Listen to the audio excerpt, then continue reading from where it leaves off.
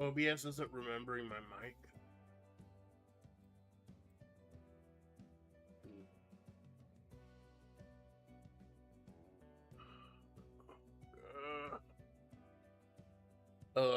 More drinks. Oh, much faithful Amanda Splatts, the Amanda Splatts Project. Desert Eagle, a FlaVR, Storyteller, Mahavre. I got a story to tell you today, man. I've been thinking about this chapter for a few months. Both this chapter and the next chapter. That's going to be next month. I've been thinking about them for months. So when I'm talking about my two big projects, World Extreme Battle Pro and the Mahavre project, I said, because my anniversary is coming up a month from today, normally I do one of each of those a month. I wanted to do 3 over the course of 2 months. For WebP, it's going to be one small minor league pay-per-view, or quote-unquote PLE, on a Sunday in a couple weeks. That way you can only have the big stars, the big name stars on the anniversary PLE. The plan's going to be a little different for the Mahavre project. Because I'm going to need to think of a way to close this one out. Things are now in question. I was not as sure of certain things I was when I started this arc. Things have changed. The ending might change.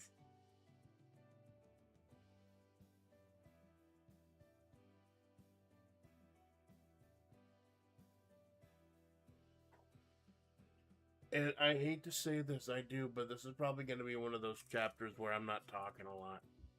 I have tons of ideas. Like, that's why I haven't, even though Next Fest is going on right now, Steam Next Fest, and that's the type of shit a VTuber's supposed to be doing. I did get a few recommendations. Depending on how I feel after this chapter, I may do like a Gorilla Next Fest stream. Like, it'll bleed into Malone, but I know he doesn't mind. It's more like a road test than anything. Shit, speaking of road test, I got myself a $20 gift card. I gotta see if it's gone through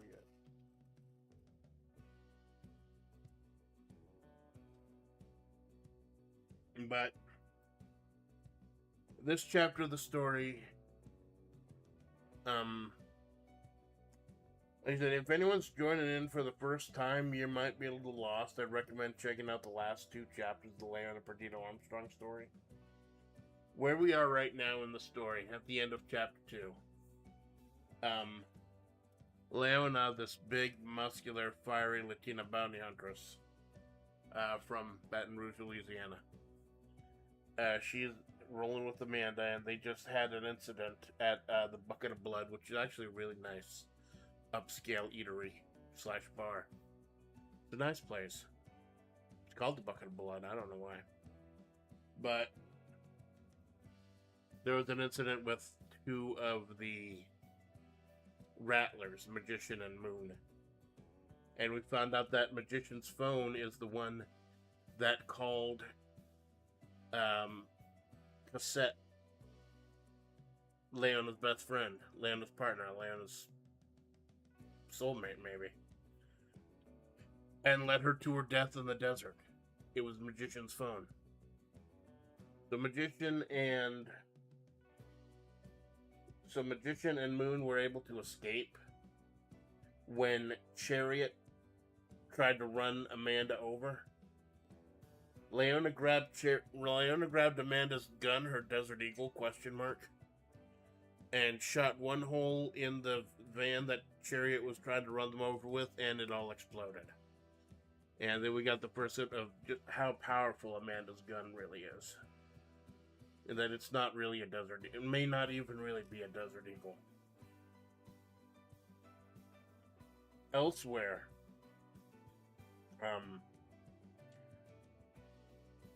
the Justice, quote-unquote, Sheriff Mithril, the quote-unquote leader of the Rattlers, as much as a leader as a group of anarchists can have, and the hanged man, the filthy, disgusting pervert who wanted to do things to Amanda against her will, on the ground, in the dirt.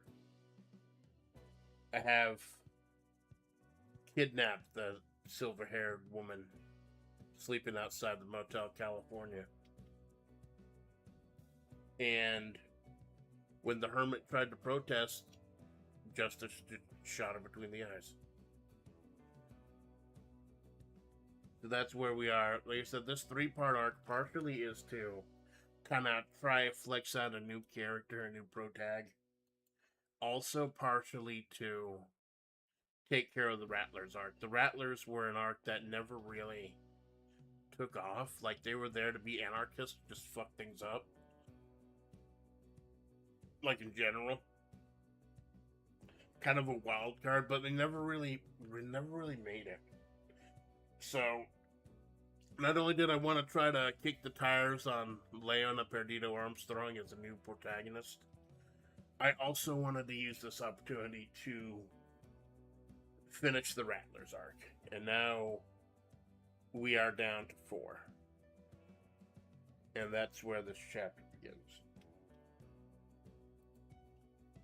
So I've thought a lot of things. I've over the last month or so, especially the last couple weeks, I've had a lot of ideas for what scenes are going to be going on today. And I've had to sort them into scenes I want today and scenes I want next month. Spoiler alert, this chapter and the next chapter are probably going to happen back to back, even though this is supposed to be the conclusion of the LPA arc. So, I'm starting a little bit late. I apologize. I had to get a good BGM going and know what kind of vibe I want for this. I think the BGM's low enough that, like, it's there. You can sense it, but it's not going to distract you. I feel like that's important. So we just double check my levels here. Alright. And like I said, there's not going to be a lot of talking. It's just going to be me typing and working things out. And if you're late, if you got to go or something, at the end of the story, I read the whole thing back. I pause the stream, do a little BRB, grab some water, stretch a little bit, walk around a little bit, and come back and read the full thing, so you can skip forward right to it. Here you go.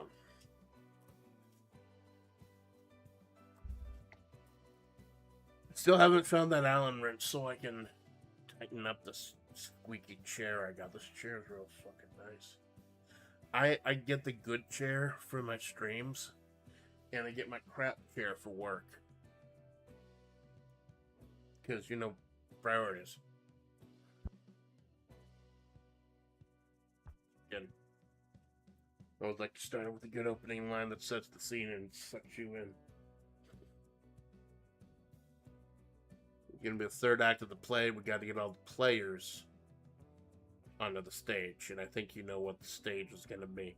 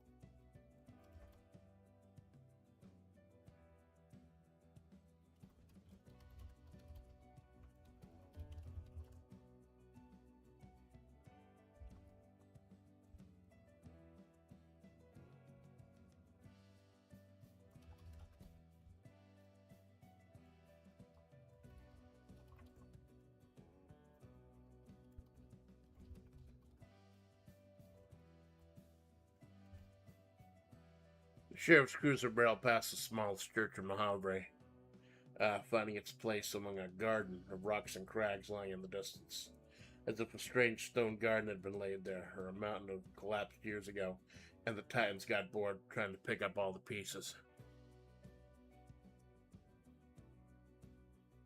I think that sets the scene. It's a bunch of fucking rocks with the church in the background.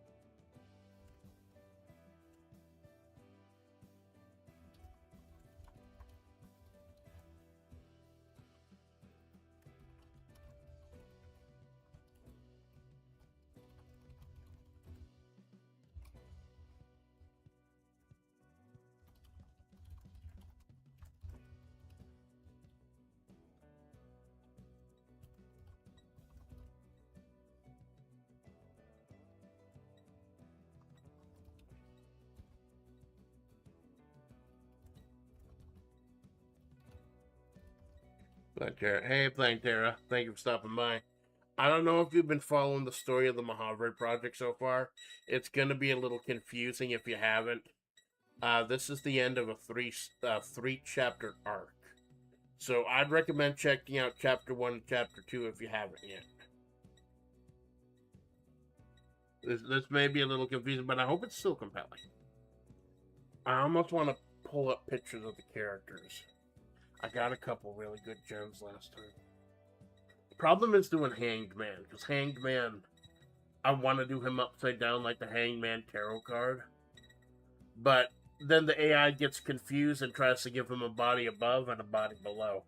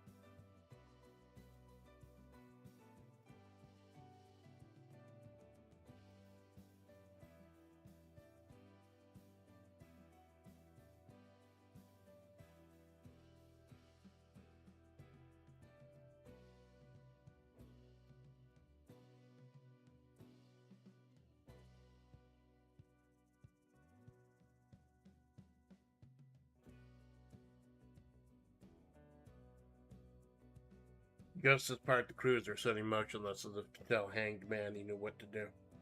The slovenly, obese beast wiped his fingers in his wiry orange beard and stumbled out of the cruiser, grabbing the corpse of Hermit and dragging her down the well-worn path too many others had been dragged down.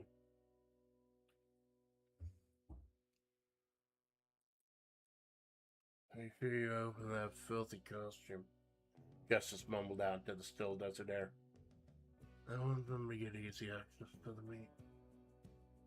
Hangman nodded, tearing up the yellow mascot costume that accumulated decades worth of filth and tossing the elderly woman in a pile.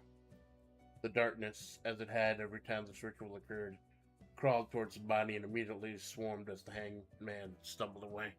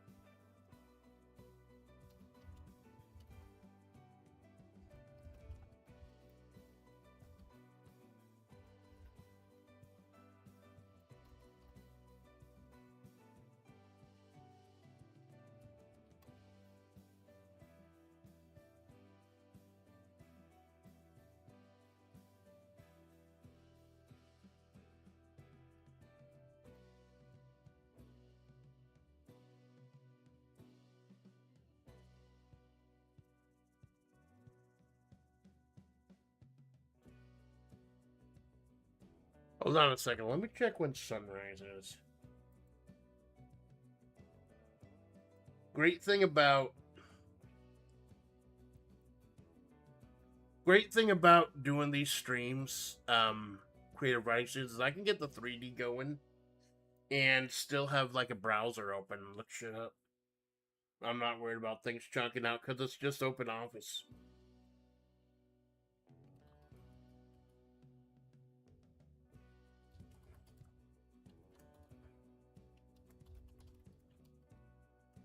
Sunrise times for Mahavre.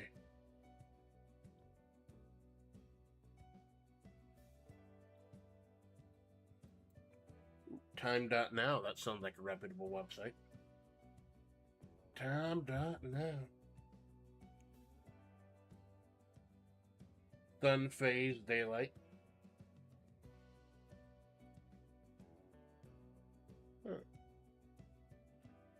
Sunrise and sunset for the city I'm now. This is not the city of Mahavre, but there's a city out there that I'm using as a proxy for Mahavre. And sunrise there is at 6:30.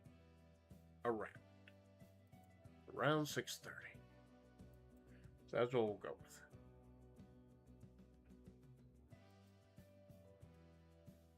Not better yet, 7. Let's make it 7.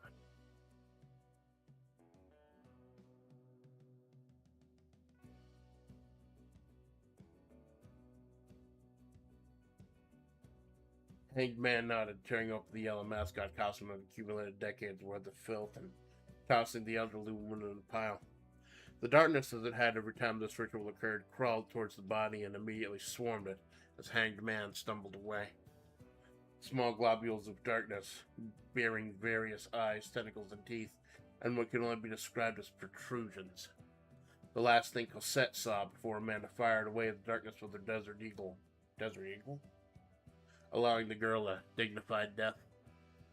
Hanged Man was almost hypnotized by the feast, but was roused from his awe by Justice slapping her hand against the cruiser door.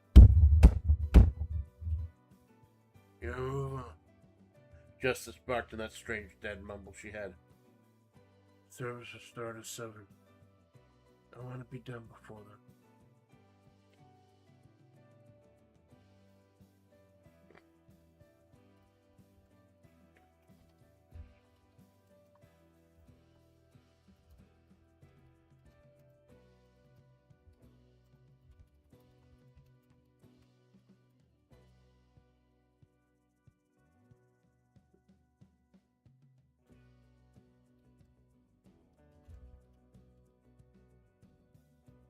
I think she was wearing the one-piece swimsuit.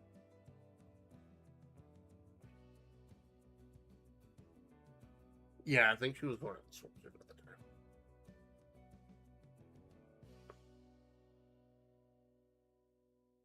time. Yeah. She was wearing the one-piece black swimsuit and eating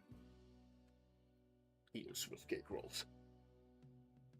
The Swiss cake rolls are going to be an important part. The Swiss cake rolls are the key to all this.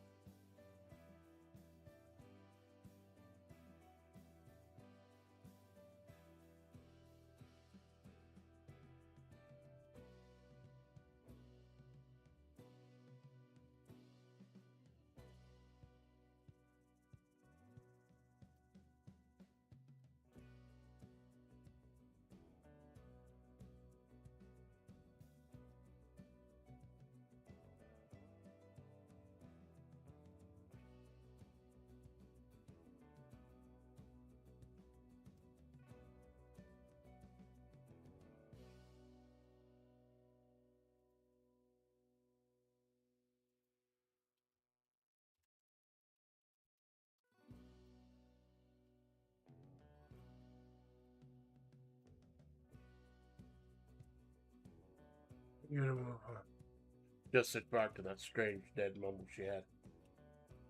There was a start of 7. I want to be done before then. Hangman nodded, sliding in the back seat with this unconscious silver-haired woman in the one-piece black swimsuit, remnants of the Swiss cake roll still on her lips. Justice pulled up the cruiser to the church, grabbing a black velvet bag out of the trunk as Hanged Man grabbed the silver rifle in one fist and, with the loving grip of a man who knew his priorities, his sniper rifle in the other.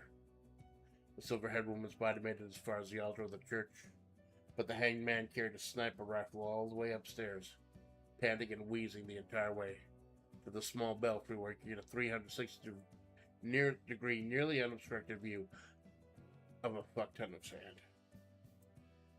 Because it's the desert, right? Because it's the desert.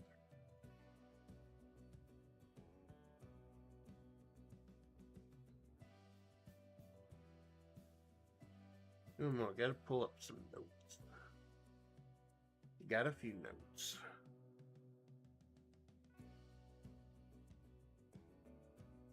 Gonna have to open Discord for this, so the stream may chunk out a little bit, but I don't think it'll chunk out too bad. Because, like, I'm not running a game or anything. I closed Discord just by instinct. I realized, no, I sent myself my notes on Discord. Because I was at work when I came up with some of the stuff.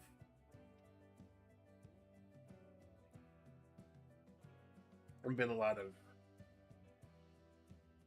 of slow moments at work now that I've learned the shit I need to learn to do my job.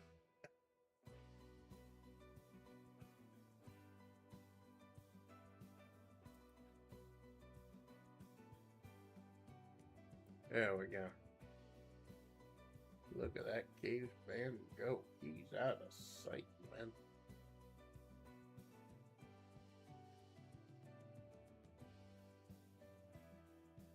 No, that's not the right list. That's not the hammer. Uh-oh, that's not the hammer.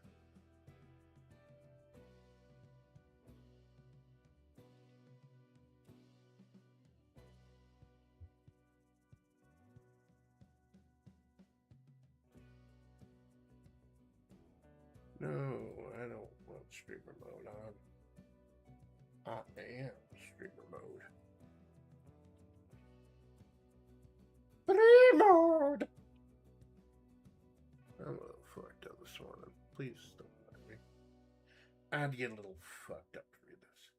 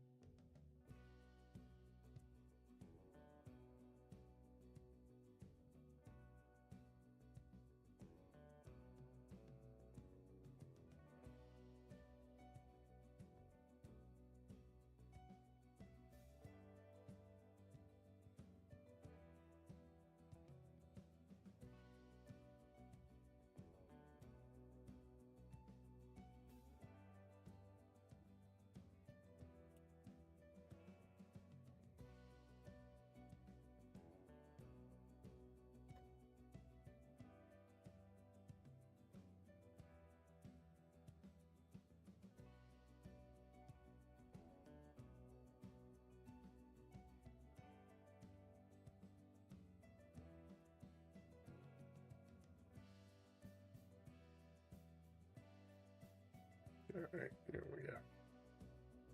There we go. Sorry.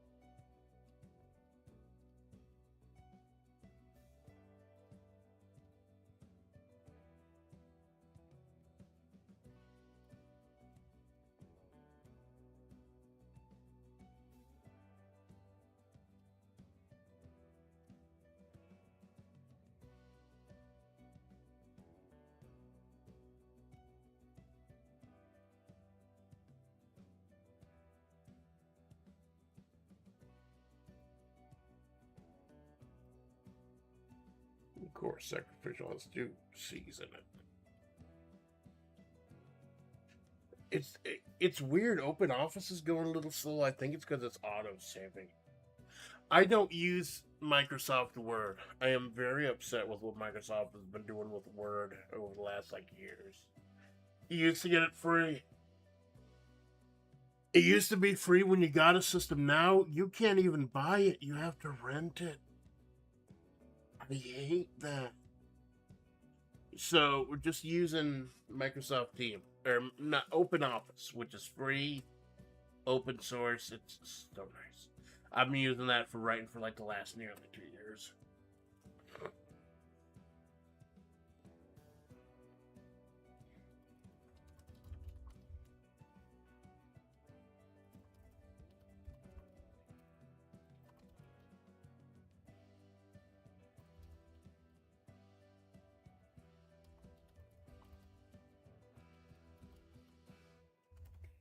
Okay. Go through my notes to get that exact quote.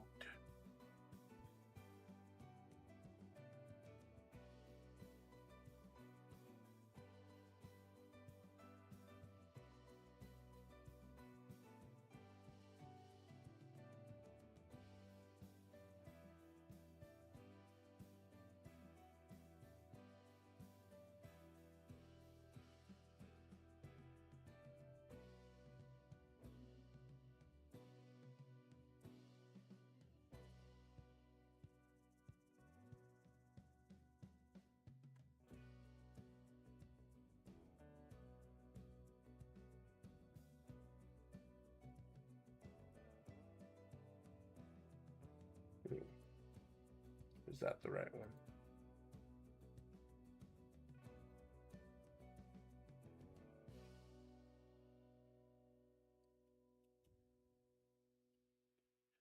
I don't like searching stuff in Brave, but it's there. I do prefer searching stuff in Google, although Google recently changed. It's like default AI search now. I hate it.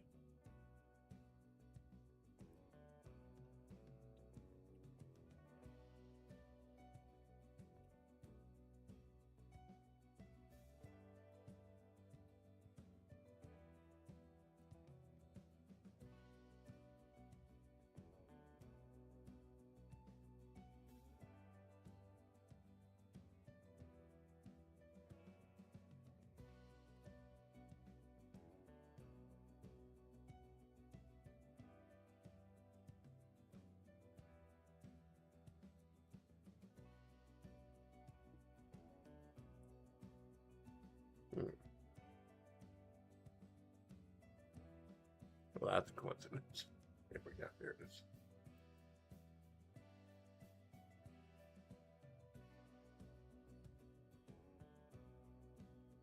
That's what I was worried about. I was worried that it might. I was worried that it might fuck up the font.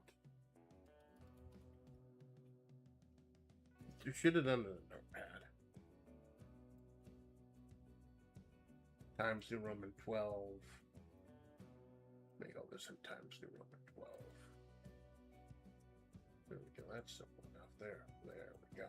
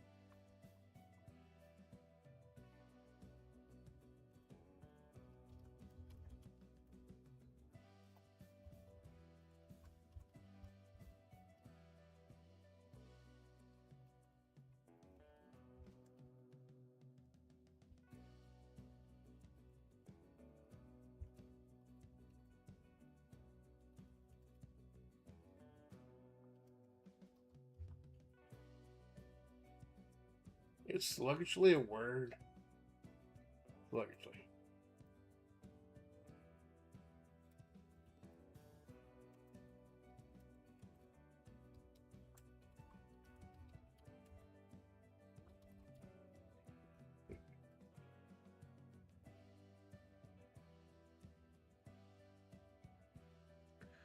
As justice hefted the silver woman's body onto the altar, silver-haired woman's body on the altar, pulling out a small sacrificial dagger, hearing the woman stir and grunt slightly, she took it upon herself to pontificate. Do not allow the spark of discord and enmity to smolder. The longer you wait, the more the enemy tries to cause confusion among you. Be watchful, so that he does not mock you. Humility destroys all of his schemes. Justice chuckled, seeing the silver-haired woman stir slightly. Well, weren't you, Amanda? I told you. It's a proper word, yeah, thank you, Jinx. I told you. You kept reporting what the Rattlers were doing. Making more work for me. It's your fault they do what they do to you. It's your fault they harass you. It's your fault they assault you. And you come crying to me like I'm some sort of authority. A confused grunt came from the silver-haired woman laying on the altar. Oddly enough, the woman sluggishly moved her hands up to her eyes for a few seconds before removing them, opening them and staring with a yellow jaundiced gaze at the justice. But you're the sheriff.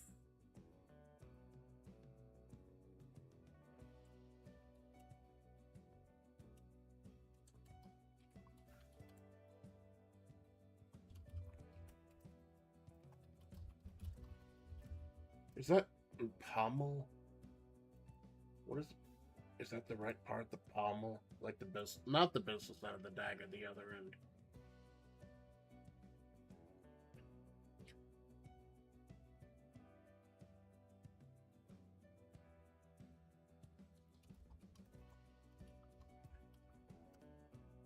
Remember that word coming up recently, pommel.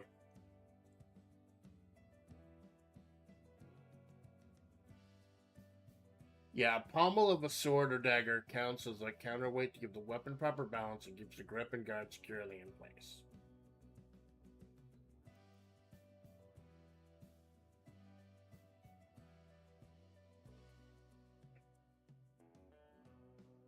Yeah, so it'd be at the bottom of it.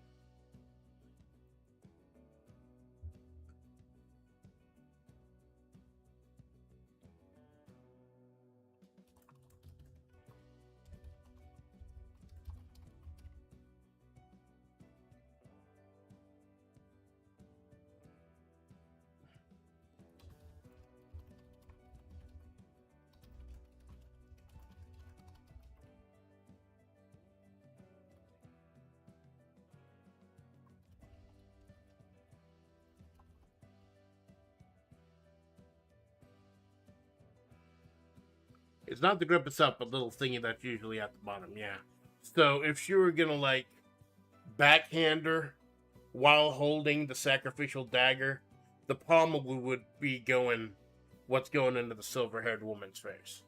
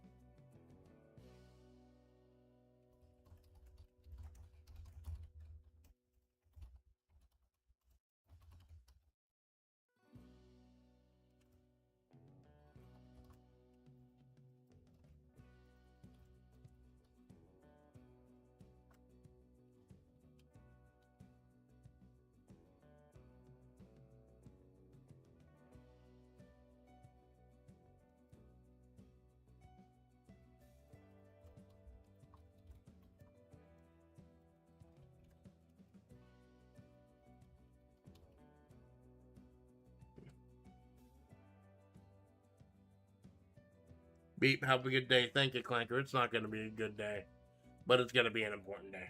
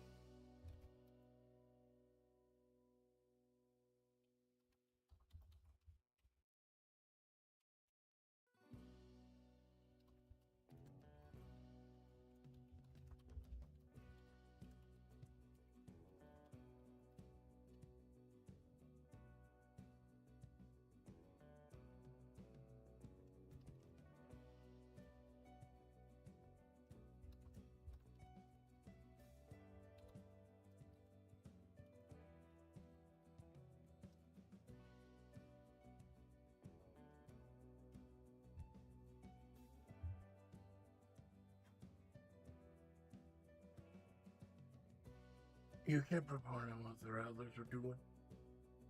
Making more work for me. Well, they do what they do to you. Well, they harass you. Well, they assault you. You're crying to me like I'm some sort of authority figure. A confused grunt came from the silver-haired woman lying on the altar. Oddly enough, the woman moved sluggishly, her hands to her eyes for a few seconds before moving them open up and staring with a yellow, jaundiced gaze of justice. But you're the sheriff. A violent backhand with the pommel of the sacrificial dagger drove the silver-haired woman back to the altar, going limp once again. Most of my very worst resources on you. Who cares about you? Your idiot friends at the Motel California? Those streamers you slept with? How many of them both driven away? Who's come here to save you? Nobody. Nobody's here because you dragged me out in the middle of the fucking night, the silver-haired woman growled, as the met with Justice grabbing by the back of her head and slamming her face against the altar, working at tearing open her swimsuit with her dagger. Her free hand pulled out her smartphone, thumbing through images of ancient manuscripts because this fucking time, she was gonna get it right. Not that any of the mistakes had been her fault, mind you.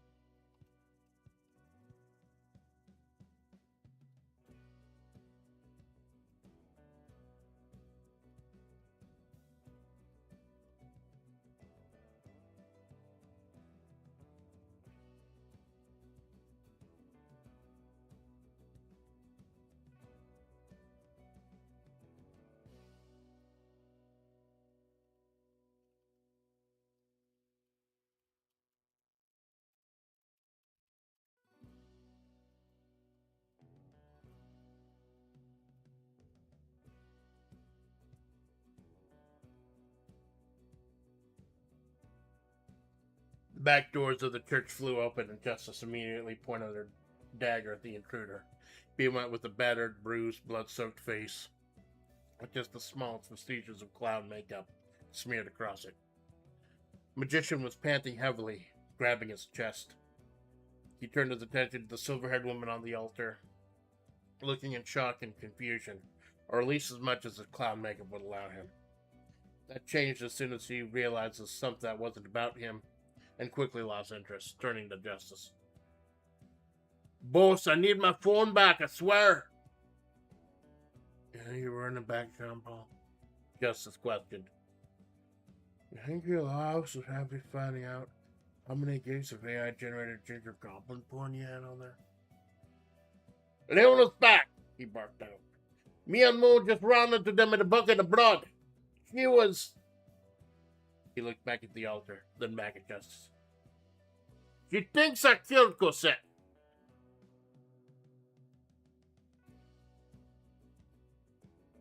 Curious, huh? Who else was at the bucket of blood that night?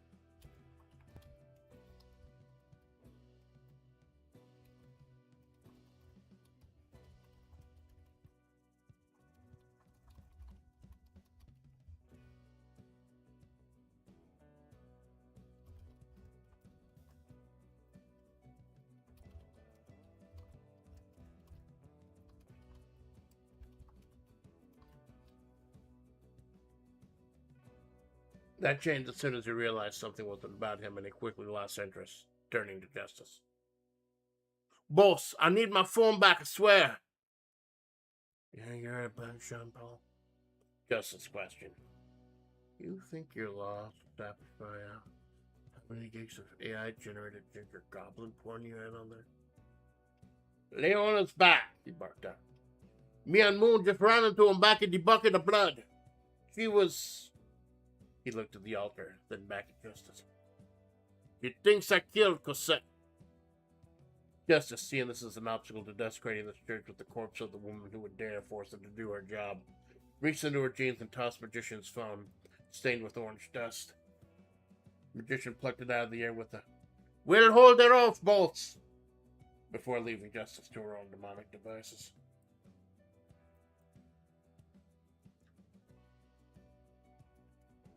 We'll quickly save here.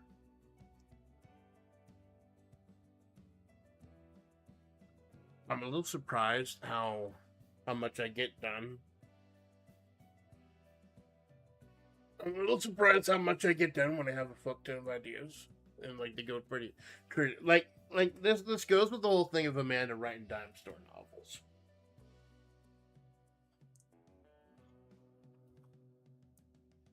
Just like short, muscular stories, like just short, digestible, to the point. Although, because I've been trying to work, I got ideas for arcs for later in the story. Like I told you, I had one day, I forget what it was. It was one day I came out of a nap, came in a hypergogic state, and I now have a plan for up to year 3 of the project, the Mahavri project. So I now have, and it's good that I have direction like that now, because now I can start sprinkling seeds for the future, secrets from the future, into the story here and there.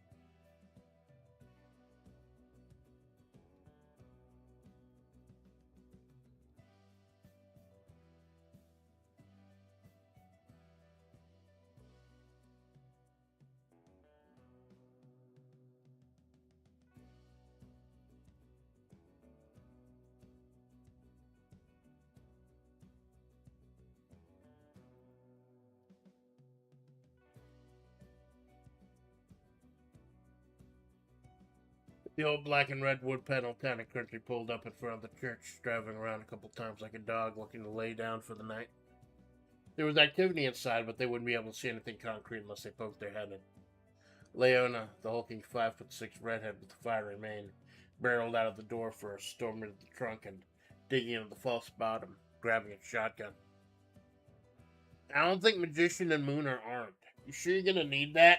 Amanda rasped from the driver's seat. Probably not, Leona replied, but people seem more apt to stop giving you shit when they're staring down the barrel of a tactical shotgun. The 6'6" Amanda nodded, slowly stepping out of Rondo, reaching for her Desert Eagle, before a thought gave her pause. Hey, what makes the shotgun tactical? Leona, cocking the shotgun, silently stared into the sky for a few seconds, then shrugged her massive shoulders before storming towards the church.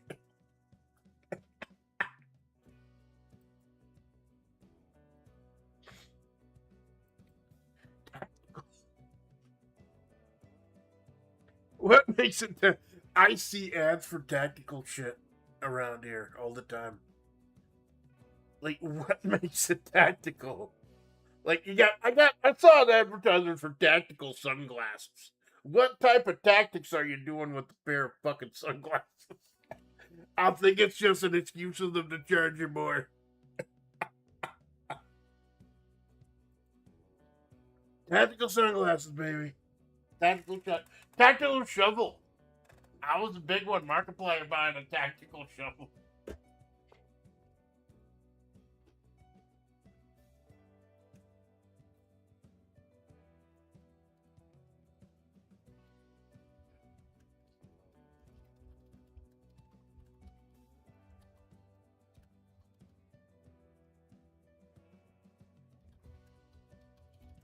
Tactic designer removes obstacle. That's fucking nice, dude. That is fucking nice. Oh, by the way, something else you suggested about how to jive the Mahavre project and the Amanda Splatts project. How Amanda in the Mahavre project, she's the booker of WebP, but in the Mahavre project, it's a lot of people pretending to be the characters in WebP. Like LG Man. It's a wouldn't lay this may be spoiling something I do later, but I don't know if I'm gonna do it. Wouldn't Leona be an amazing Marissa? El Melissa. Fiery giant red-headed woman.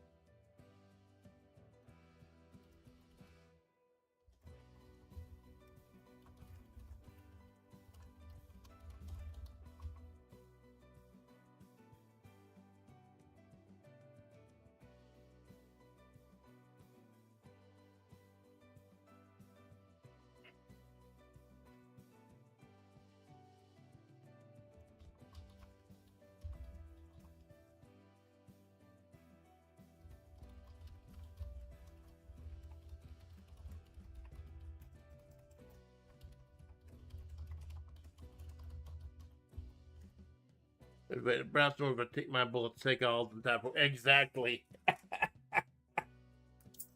Exactly. Salute, man. Wouldn't have gotten this far on the story without you, dude.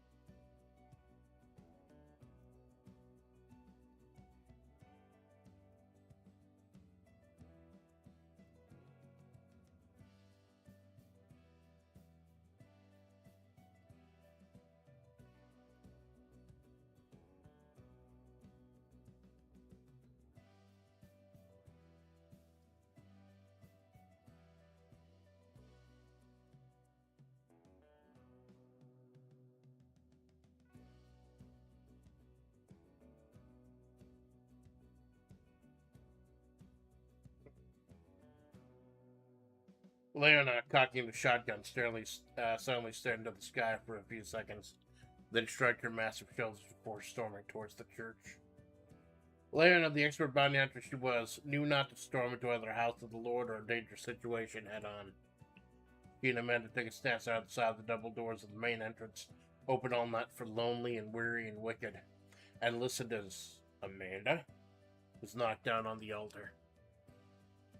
"Hey!" Leona whispered, a bit less cautious than usual, seeing as Justice was distracted. "Is that your sister?" Amanda, slowly peeking her head in, saw her own face smashed in against that altar, and more importantly, the last traces of that Swiss cake roll on her cheek. Amanda, who didn't like sugar, had to stifle a chuckle. Well, I told you she was my sister. The answer is way more complicated.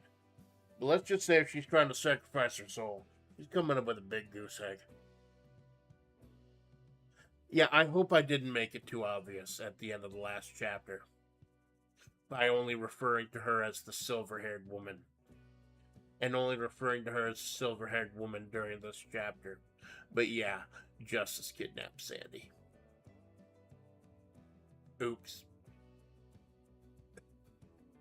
Justice Amanda was never in danger. Justice kidnapped Sandy.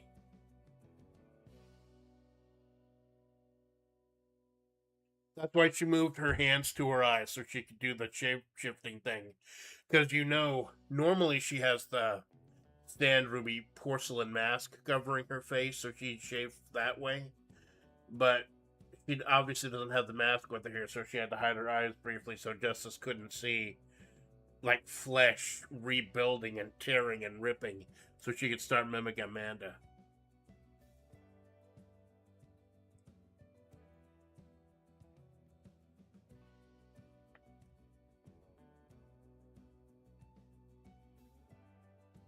Yeah, well, good for you.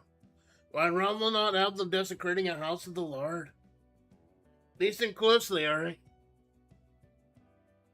I'm all ears. A third voice stated, sending Amanda staggering away in shock.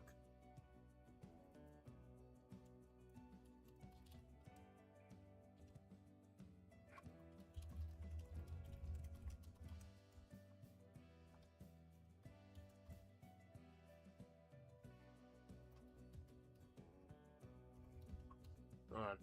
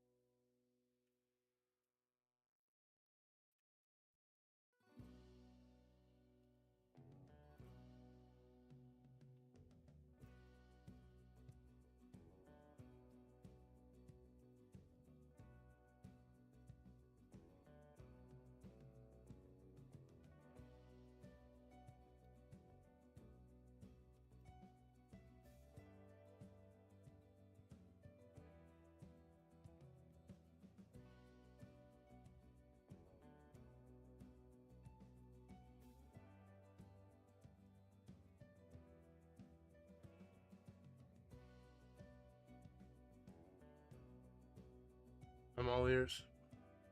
Third voice stated, sending Amanda staggering away in shock. She ended up pointing her desert eagle at a smug, dirty, blonde androgynous woman in an orange and black vest and pantsuit. Mossberg, what are you doing here? How did you sneak up on me? Leona, why didn't you warn me? Amanda ranted, trying to rant quietly enough that didn't disturb the incident inside. Leona, for her part, was in shock. She lived or died based on things sneaking up on her. But unbeknownst to her, this one wasn't her fault. They were literally one with the dark. I keep forgetting that Mossberg is they, them. Because they are literally the rot of Mahavre. The collection of darkness and the eldritch things. They are literally the physical embodiment.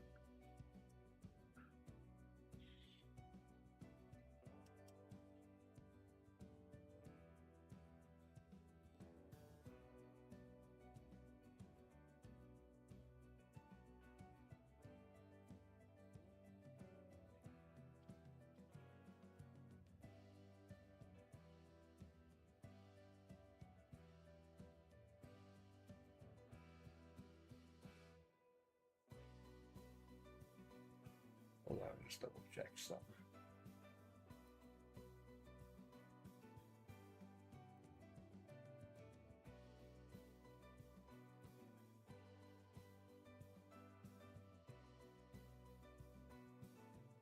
There we go. Just checking some settings.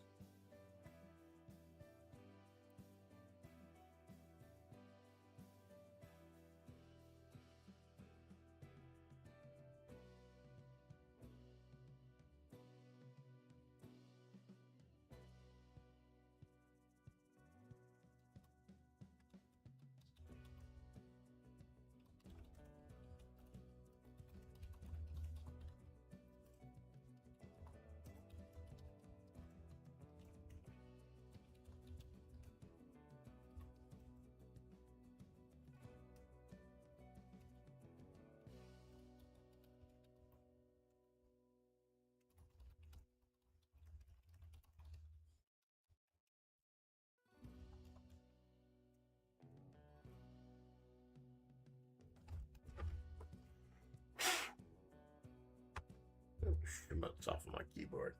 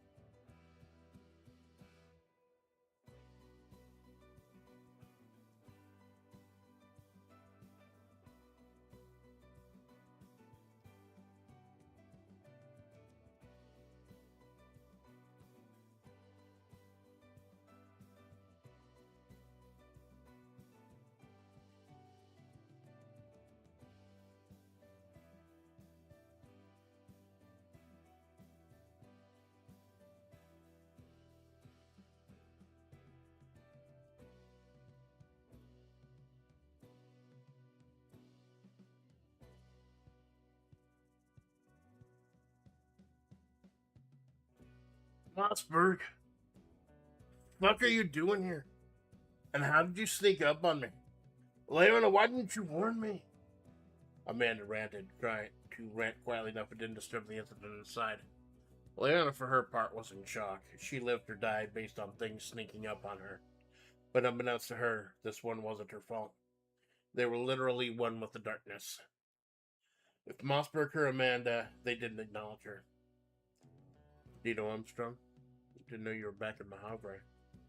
You're looking for your old job back at the courthouse. They're in a bit of a hiring freeze right now.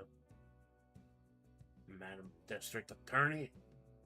Leona spat out, keeping one eye on the ritual at hand.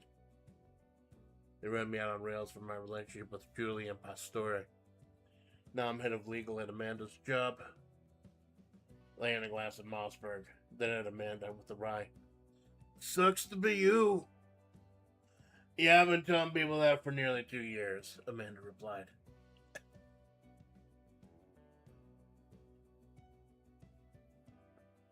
Alright. Ooh.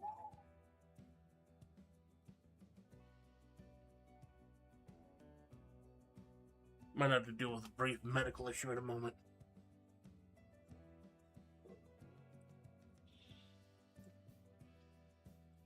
It depends on how this drink affects me.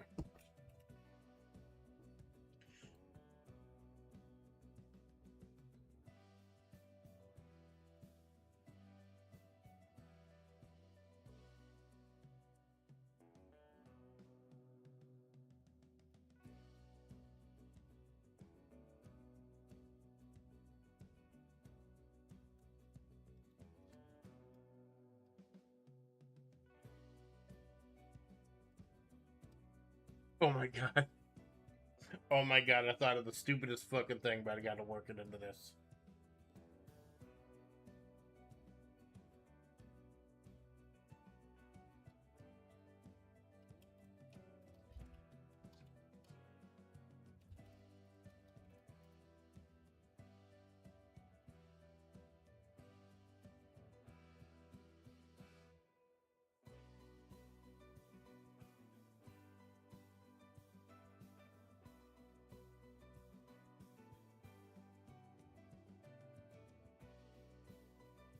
What is it?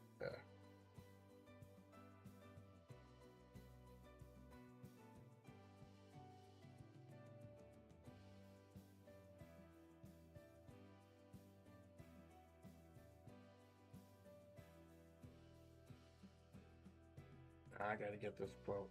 I didn't even think of this fucking stupid quote.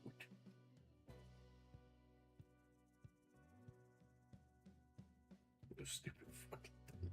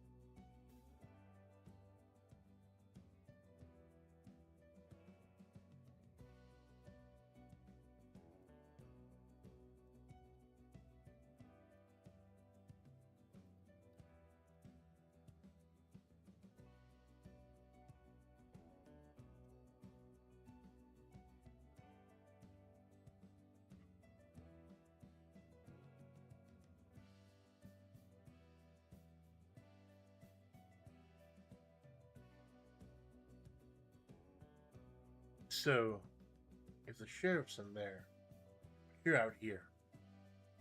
That means that Jules in there, right? Mossberg asked, referring to one of a dozen of Sandroop's old personas, the one they were personally attached to. Amanda nodded, Mossberg taking one last drag off their cigarette and decided not to try to put it on Amanda's forehead. Splat, you and I can deal with Jules.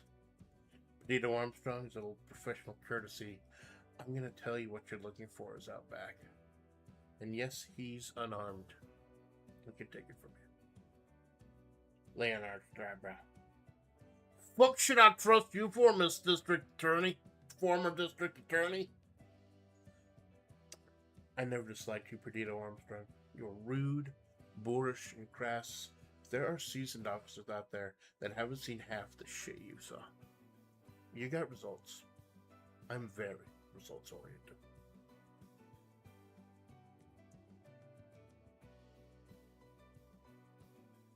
I think that was one of the big questions also, like, considering how this story started with Mossberg being fired and storming out of the... Yeah, I could probably add a line about that, too.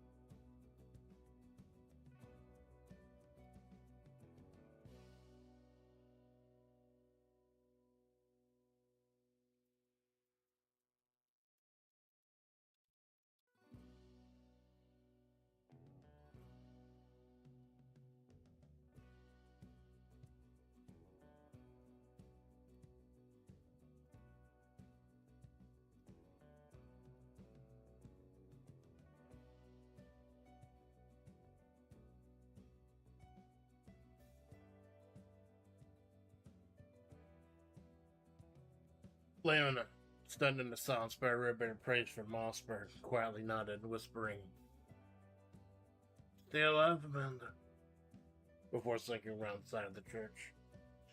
This left Amanda and Mossberg standing outside with Justice and Stan Ruby on the inside. Amanda, grudgingly trusting Mossberg as the most important person in both their lives, was laying on that altar, barely got out of. "So what's the plan?" Before Mossberg brushed past her with all the confidence and swagger in the world, walking unarmed with all and swagger with all the confidence and swagger of someone who knew no fear from conventional weaponry. Because she's Eldritch. And here's the quote.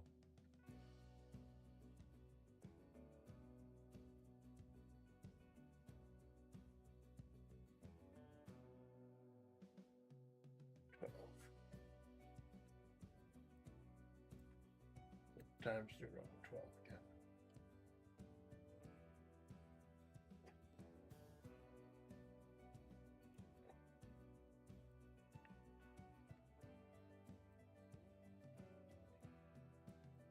But it's still going to be a different color.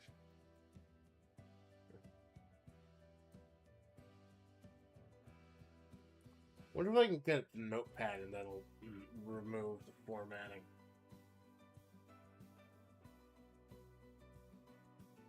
Just paste it to notepad and then copy it.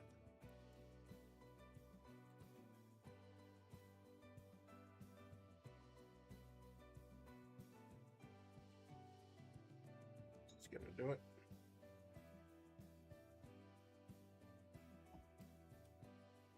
Yep, there you go. I did it. I'd remember that.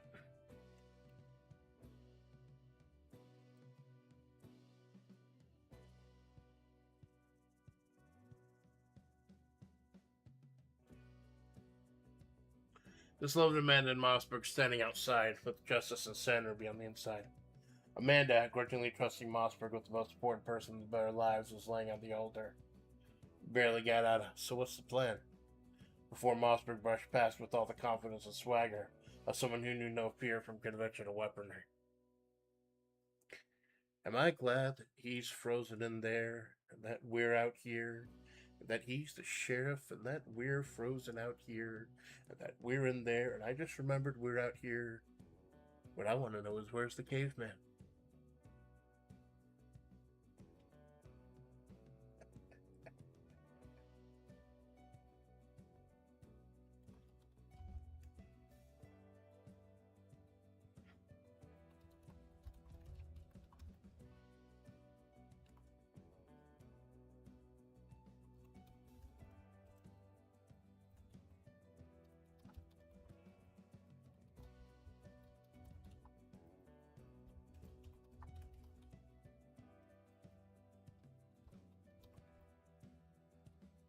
I can actually hear that in Shaggy's voice.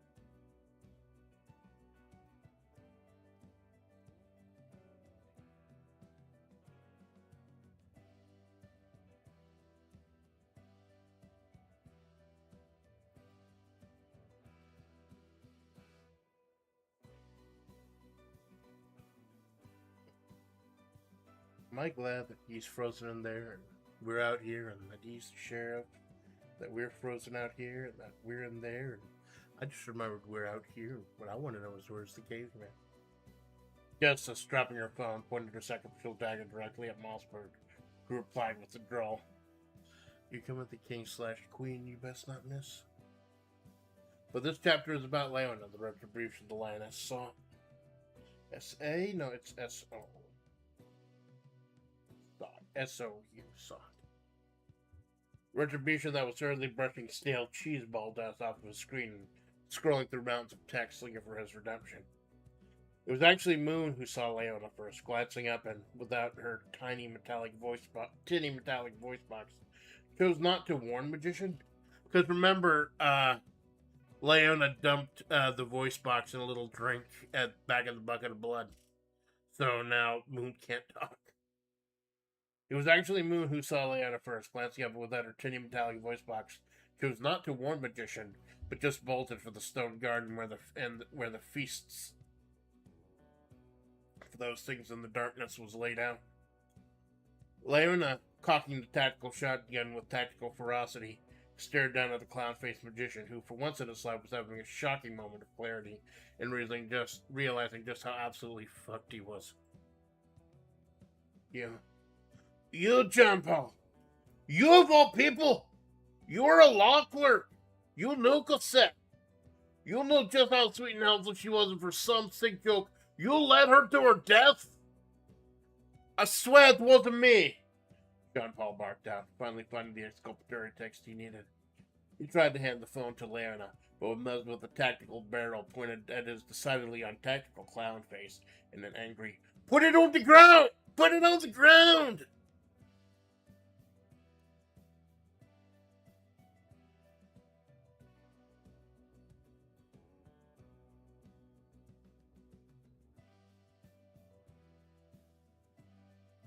I know what I want to do for the next couple scenes. I'm just trying to figure out how to transition to it.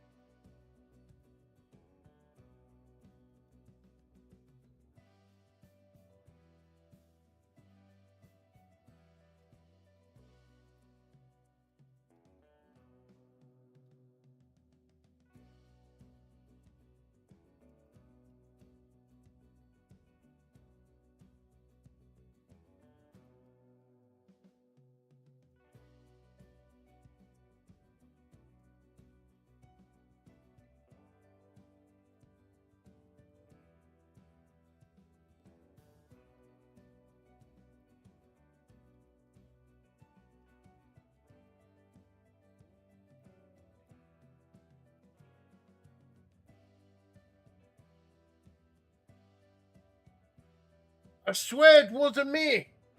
John Paul barked out, finally finding the exculpatory text he needed. He tried to hand the phone to Leona, but was over with the tactical bear pointed at the decidedly untactical clown face and an angry, "Put it on the ground!" Magician dropped the phone onto the eldritch sand, limply kicking it towards her. She kept a close eye on the clown show as she thumbed through the last text conversation he'd opened. Doesn't matter if it's you or Thaddeus LARPing on that phone. What he did is on a government device. I'm gonna have to turn it over next time I see you. Leona blinked, catching her breath. Thaddeus. You mean Hanged Man? Yeah. Hanged Man was using my phone to chat with young women and lure them out into the desert. Justice was fine with it. She's been feeding those things out there. But when Cosette died, that was going to cause problems within a friend she left behind in the old courthouse. And you know everyone's friends with Cosette. Justice took my phone to scrub the messages. Didn't know my law firm used a separate encrypted app. Leona manually tried to control her breath, stopped from flying into a fiery rage that would alert the parties inside. Magician seemed lucid. That never happened, not unless things were desperate. Not unless his old broken brain needed to make sure the body survived.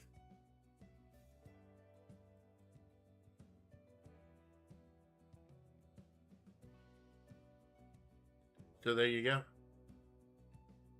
Thought it was Justice. Thought it was a magician. It was the Hanged Man.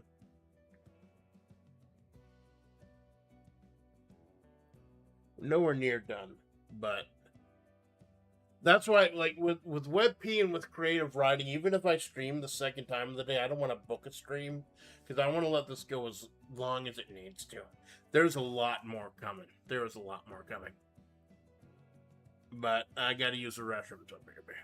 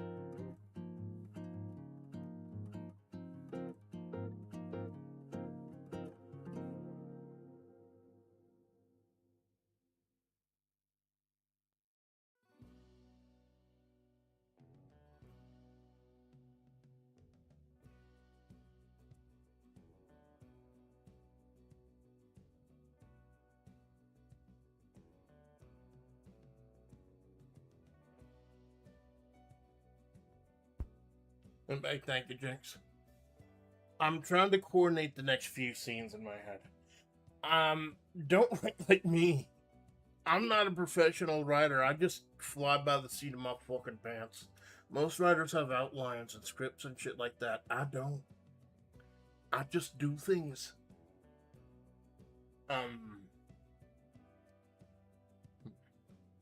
But I know how I want things to end. I know how I want this to end.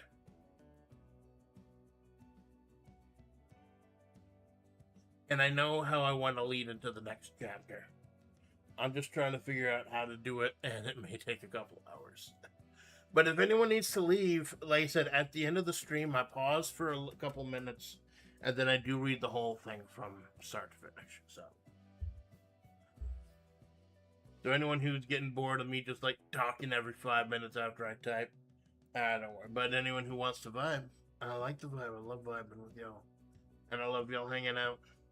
I do. It really makes this worth it. I honestly don't think I'd gotten this far without you.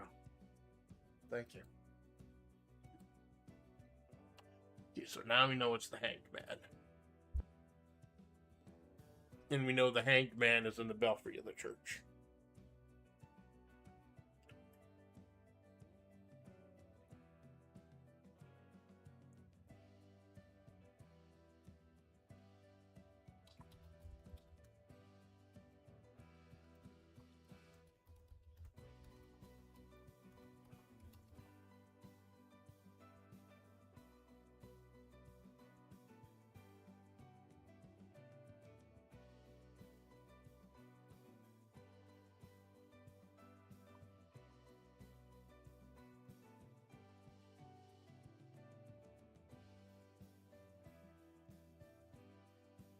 Wrong, his choice name will become exactly.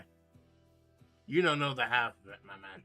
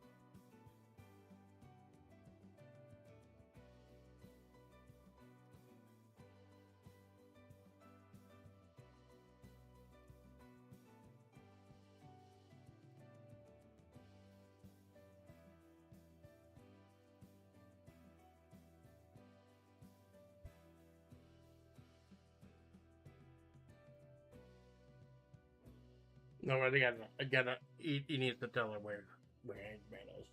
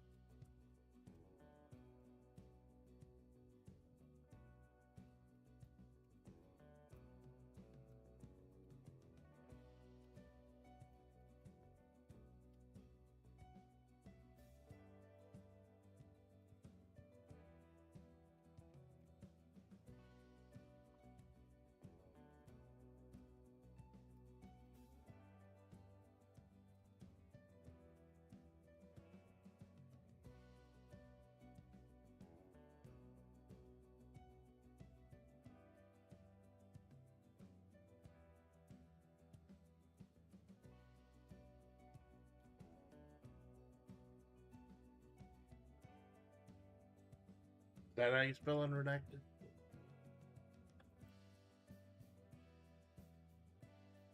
I'm assuming that's how you spell unread, or unless it's hyphenated.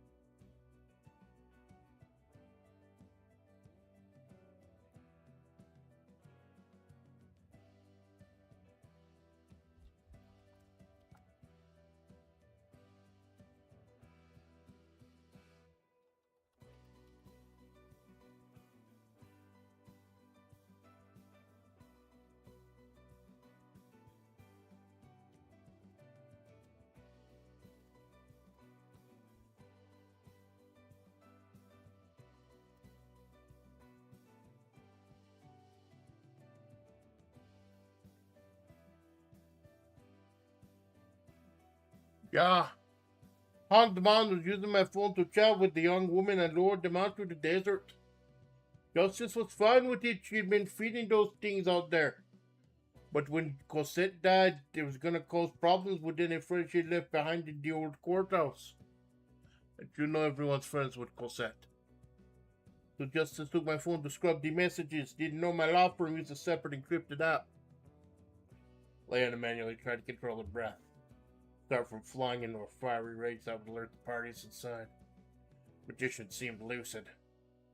That never happened, not unless things were desperate. Not unless his old broken brain needed to make sure the body survived. So where's Hanged Man? He's got his sniper's nest in the belfry of the church. The most disgusting thing I've ever seen. Dirty rags, battles of cheese balls, and printouts with those pictures of the Epstein files they accidentally released unredacted. If Justice is here, he's up there. Tossing the phone aside and pulling a zip tie out of her pocket, Leona was relieved this maniacal magician calmly laid down on his stomach and assumed both his fate and the position. Leona tying his arms behind him. Before she could slink in the back door of the church, she glanced at the magician, asking, "Why do you hate Amanda so much?" "Because I love Cara Malone. And Amanda is closer to Malone than me. For now. When she finally gives up on living, that's my chance to step in." Leona also attempted to stop a mud hole in the helpless magician's face one last time. Instead, made her way to the rear door of the church, waiting for an opening. So there we go. I think we've wrapped up the magician's role.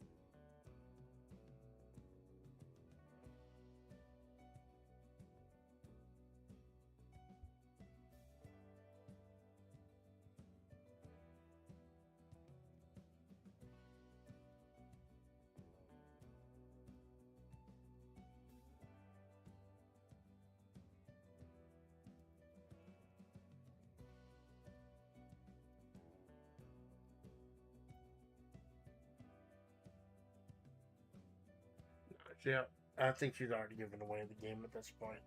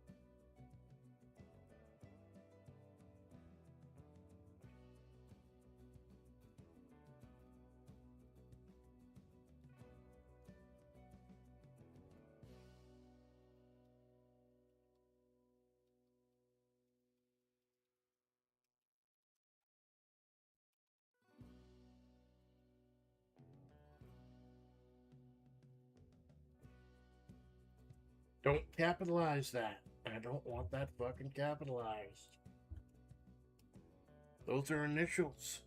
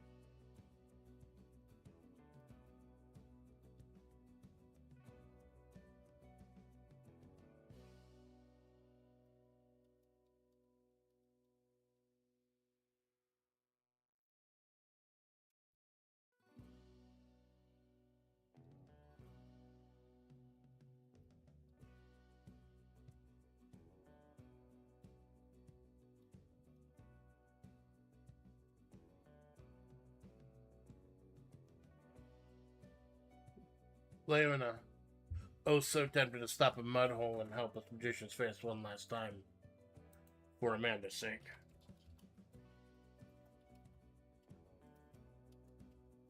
Instead made her way to the rear door of the church, waiting for an opening.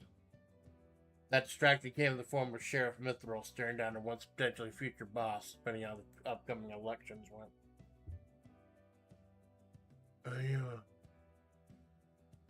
Mithril, you know this is gonna end well. Regardless of how small the Christian population is in the place where we once walked with the gods. The fact that you're desecrating a national landmark, you won't get off with just resigning your post. Don't be so sure about that, Justice replied. Current DA doesn't know her ass from a hole in the ground. She needs my expertise. And besides, all this is Amanda's fault. I'll make sure she's hanged for it by sunrise. Once again, I'll be respected as the hero here. And just how is any of this Amanda's fault? Mossberg queried her. Justice's dead-eyed stare lingered, silent, thought enough that Lan was able to slide through the back door, quietly sneaking towards the stairs to the belfry. Quietly until the door to the belfry creaked open, drawing Justice's attention. Hello, Amanda. Hey, Dragon Lord, thank you for stopping by. I'll warn you, this is the third part of a 3-part story. So jumping in right now, if this is your first stream, might be kind of confused. You might want to go back and check out the last 2 creative writings, Land and Perdido-Armstrong, chapters 1 and 2 to catch up. What I do with my creative writing streams, I always reread the full thing at the end.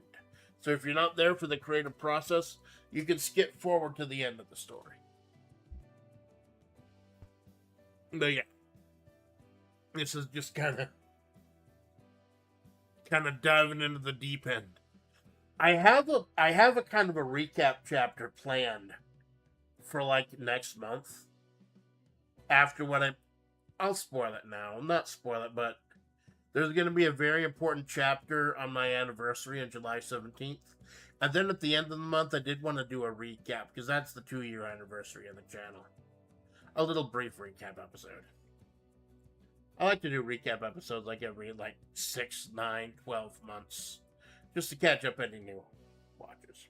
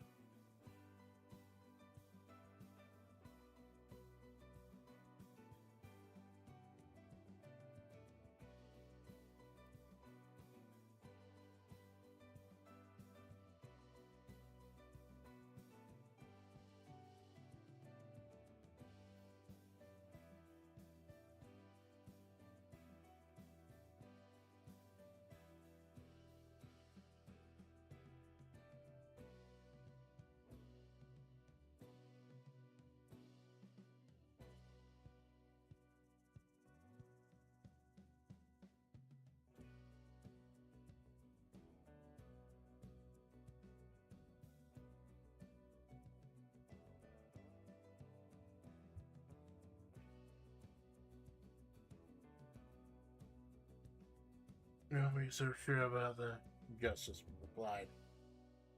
Your DA doesn't know her ass from a hole in the ground. She needs my expertise.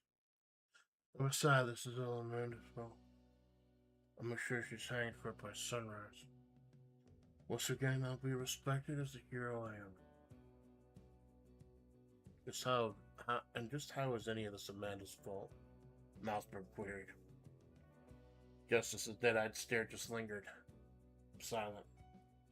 Silent enough that Leona was able to slide through the back door, quietly sneaking towards the stairs to the belfry. Quietly until the back door to the belfry creaked open, drawing Justice's attention. Attention that was swiftly drawn back to the silver-haired woman lying bloodied on the altar. Baby, I'm confused. Justice looked down at what she thought was Amanda, only to see her face too familiar to both her and Mossberg. The infamous Julia Impostore, right in her hands. The fashion plate, the mover and shaker, the one who ran Mojave with a skeleton hand, and whose disappearance opened an investigation that cost Mossberg, the district attorney's office, and Justice a chance to deny Leona another bounty. Baby, I don't know what she did to me. I think she used that stuff we tried back in Rio, you remember that? Really messed me up, baby. Really messed up right now, baby. I can't think straight.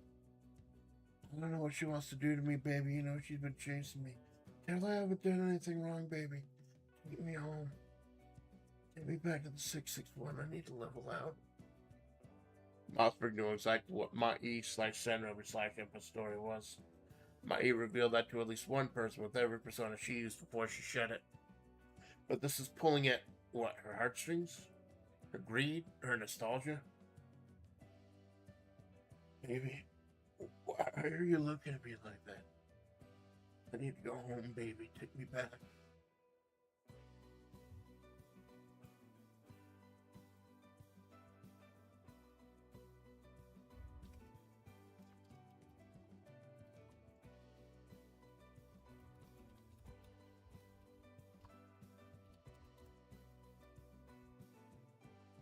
Eldritch, well, there you go. I spelled Eldritch right. Usually I forget that T. It's ELDRITCH.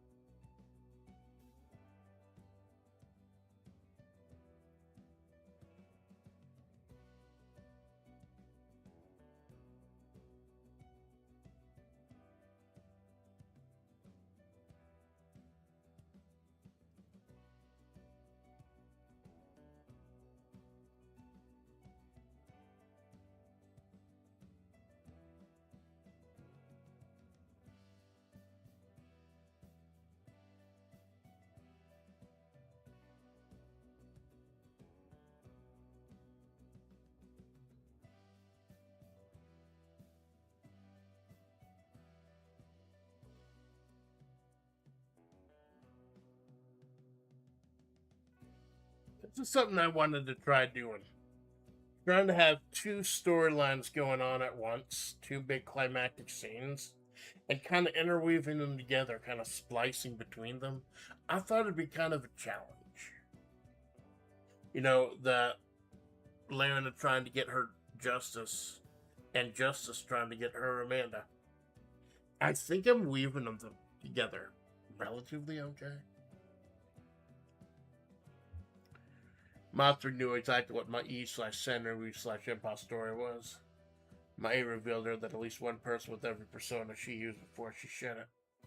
But this was pulling at what? Her heartstrings? Her greed? Her nostalgia? Baby, why are you looking at me like that?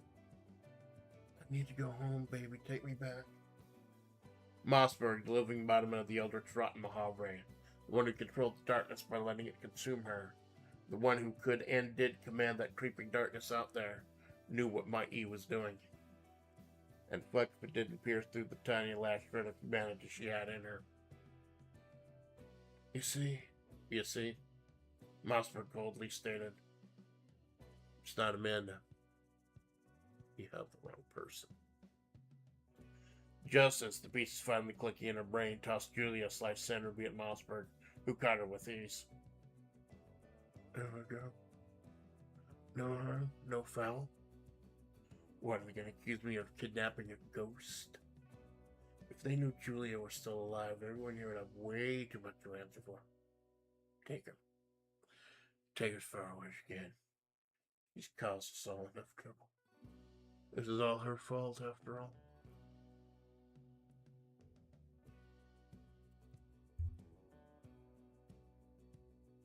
Alright.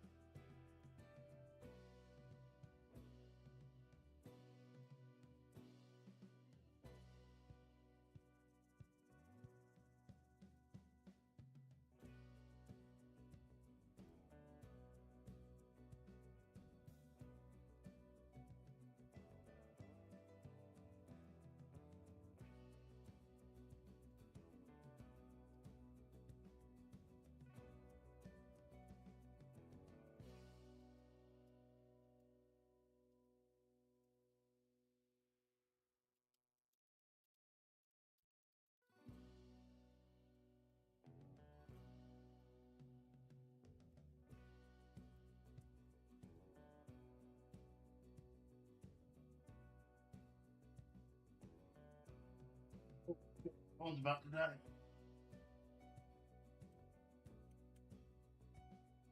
The climax of this part actually, I'll explain it.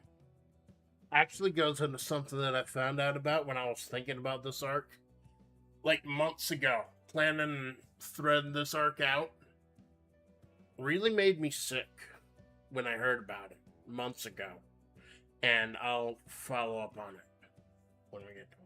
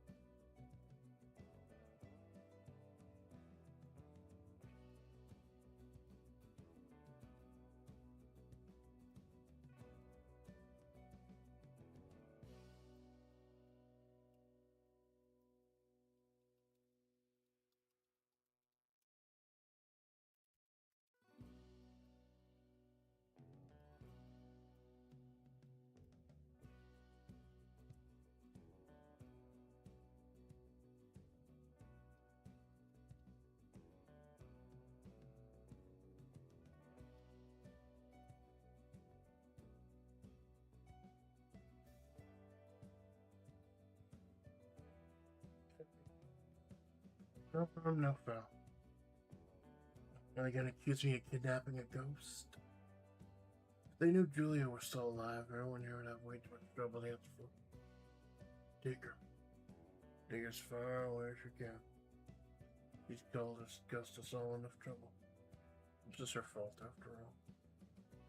Trying to shake off the shock of Julia and Pastori still being alive, Leona focused on her mission. Slowly opening the door, strapping the tactical shotgun to her back, and idly thinking, maybe that's why it's tactical. Leona climbed up the rusty iron rungs to the belfry.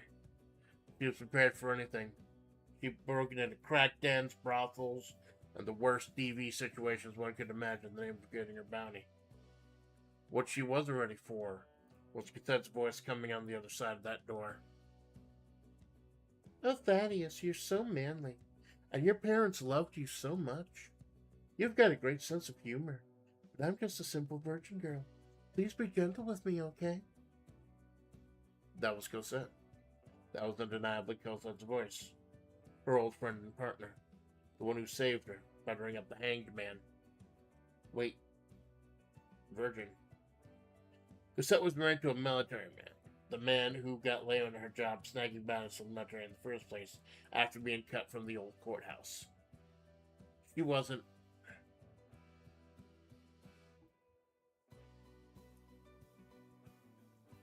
Horizontal door. Trapdoor. That's what it's called. Trap. I was thinking horizontal door. No, I'm a fucking moron. No, it's a trapdoor. Fucking trapdoor. That's what it is.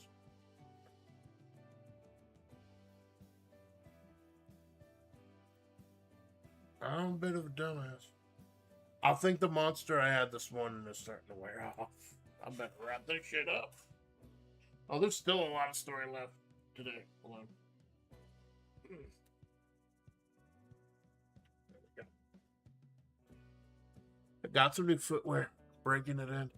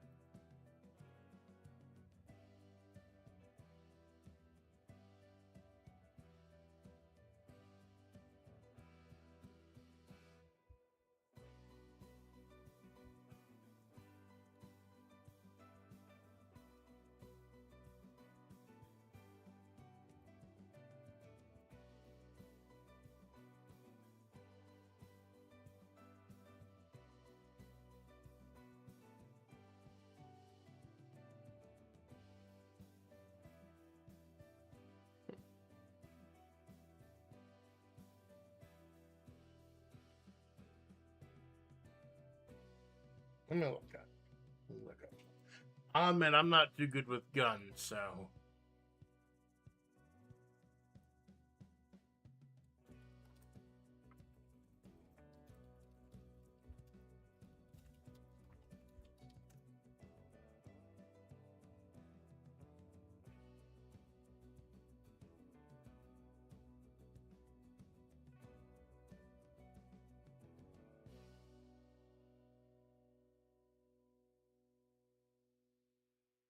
Hmm.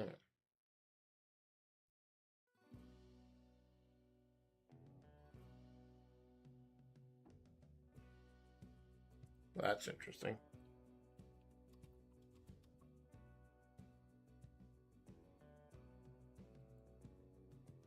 I hope we don't get put on a watch list for this shit. Malone knows more about guns than me. I should talk to Malone about this shit. He knows a lot more about guns than I do.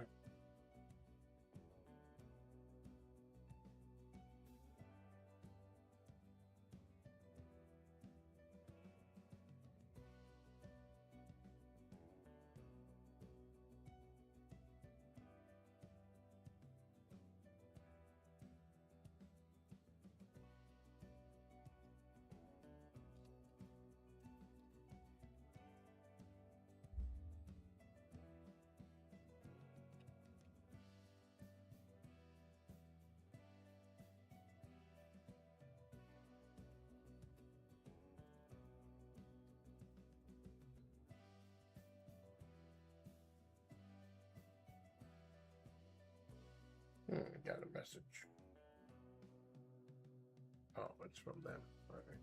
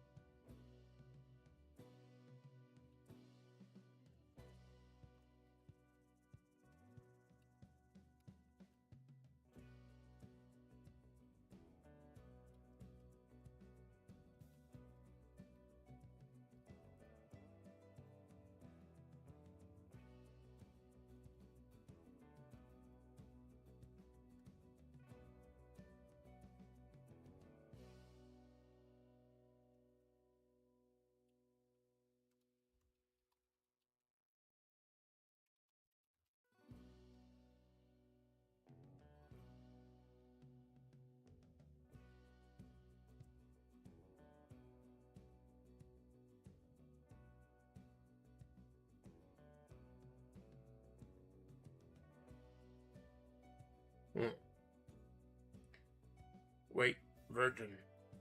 Cassette was married to a military man. The man who got Leona her job snagging badges for the military in the first place after being cut from the old courthouse. He wasn't. She saw Cassette die in that video footage from the old town and country. But if Julia was still alive... Leona, the expert bounty hunter, allowed her rage and confusion to consume her. Hanging onto the ladder with one hand, she grabbed the tactical shotgun and slammed the butt of it against the trapdoor.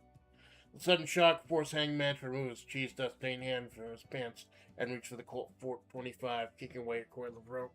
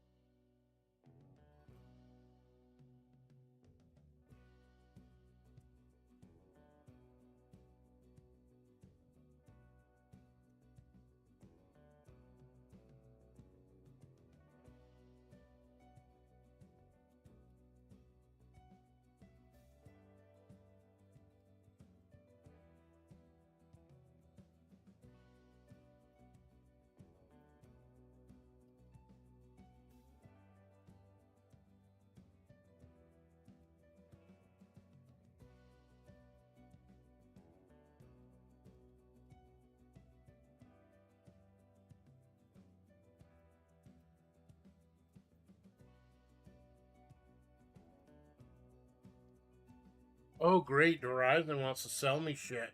Fuck you, buddy.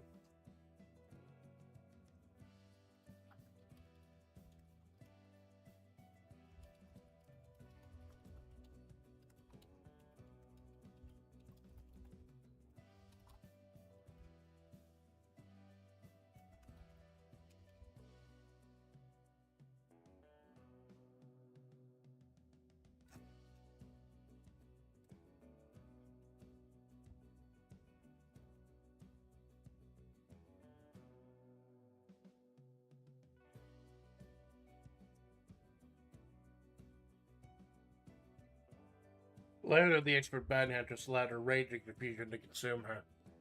Hanging onto the ladder with one hand, she grabbed the tactical shotgun and slammed the butt of it against the trapdoor. The sudden shock forced hanged man to remove his cheese dust stained hand from his pants and reach for the Colt 25, kicking away a coil of rope.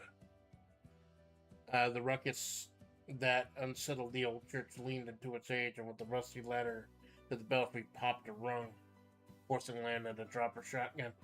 While it still hung to her via its tactical strap around the torso, the hulking huntress started slipping, giving Hanged Man more than enough time to point the Colt directly at her face. Far more useful in close quarters than the sniper rifle he'd had set up. It was all over. She'd failed cassette.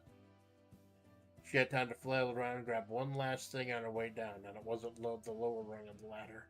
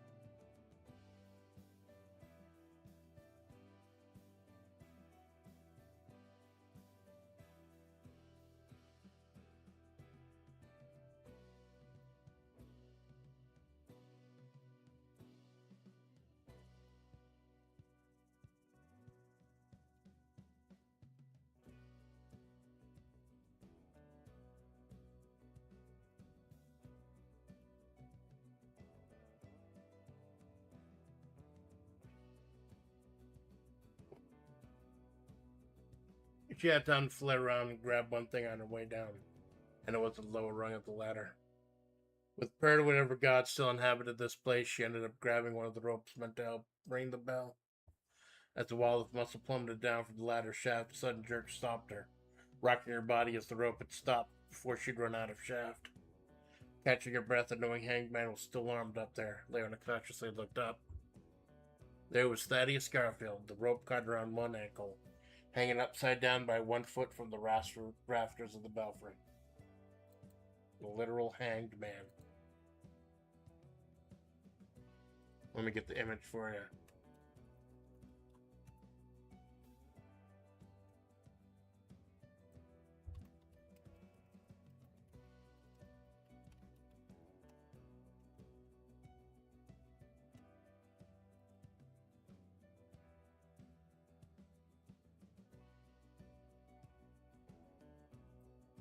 Save the image quickly.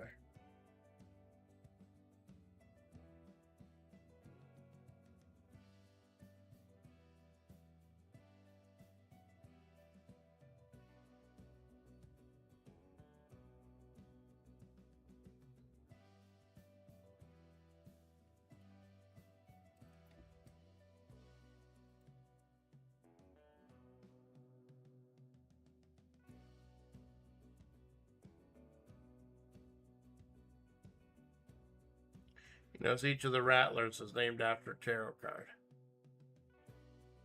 And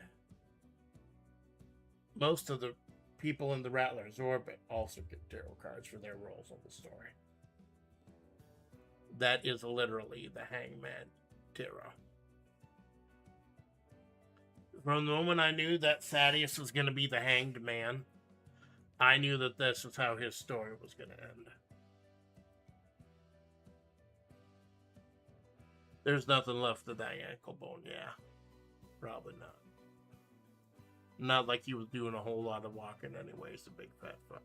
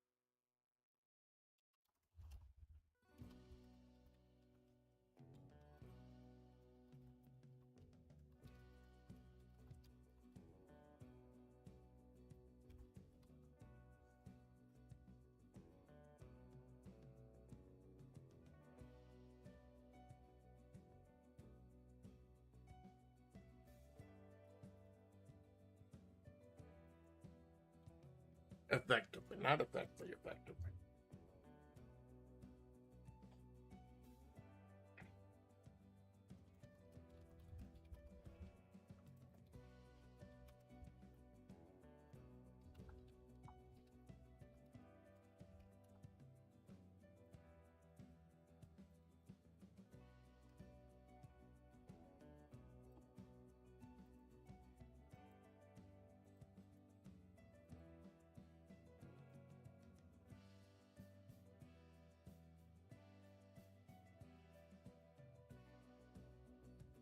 Alright, hold on.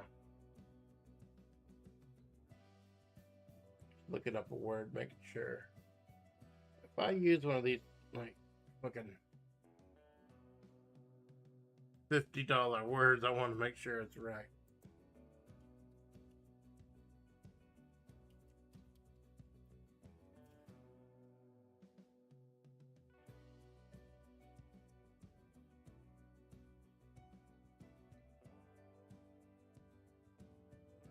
No, that's not what it means.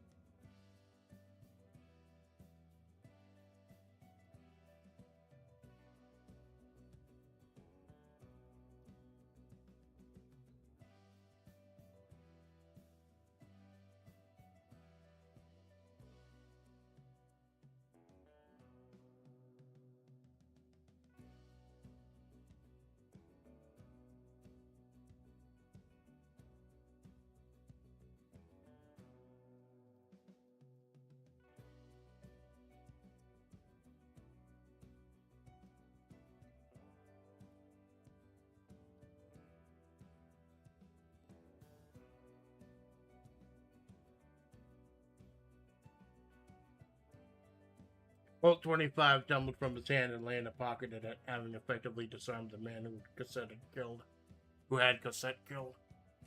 But that voice, where was that voice coming from? Ignored the incoherent babbling from Thaddeus, Leona climbed up the sniper's nest, hauled out the house of the Lord, picked up the source of Cosette's voice. Thaddeus's phone. More specifically, an AI chatbot.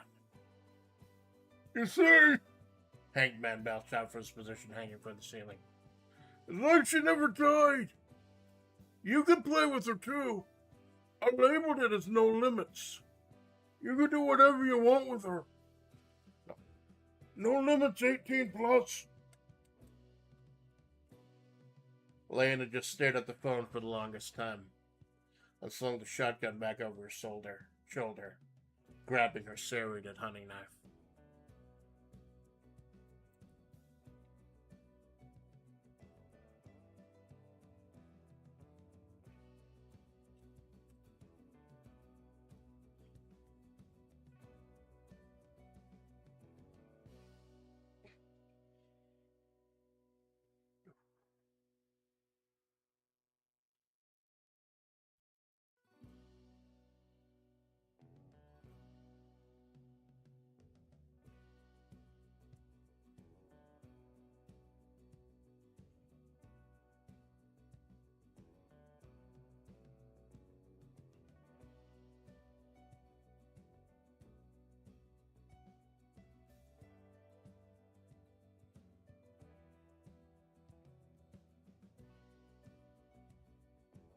You know, actually, Jinx.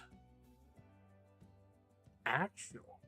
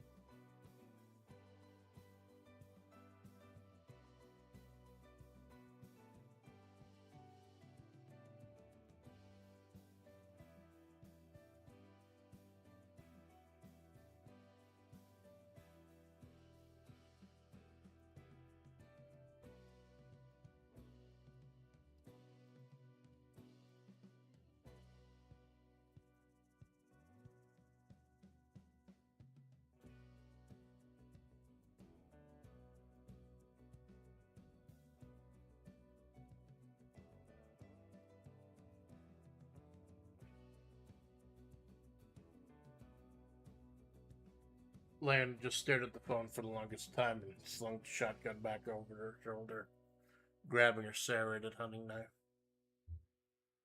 Good you like the fucking pig you are, cabron. This wasn't a house of the Lord. This wasn't a house of the Lord. Hagman surely had some disgusting asinine reply on his lips. On his lips was where it would stay as his ankle bone gave out. The combination of his weight and the damage sent his foot flying one way, and the rest of him plummeting skull first down that shaft. That's a good fucking idea, Jinx, thank you. Leona didn't even hear the crunch. All she could do was grab Hangman's phone and stare at the such static image. She typed, "Rest in peace." The chatbot replied instantaneously. "Good night. Sleep well. Morning always comes soon." In the living wall of fire and muscle, the bounty hunters from Baton Rouge who had clawed out a living for her and living for herself in the autonomous desert region of Mojave calmly turned off the phone.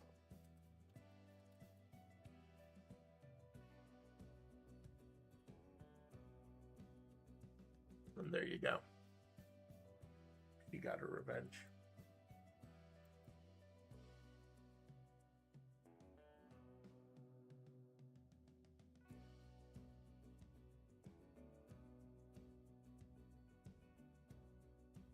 But we're not done. Of course, we're not fucking done. I need to set up for next month, but that for the main story. That's a yeah. Just a quiet moment of reflection. No pigs flying. Nope. Pork prices are dropping like a rock.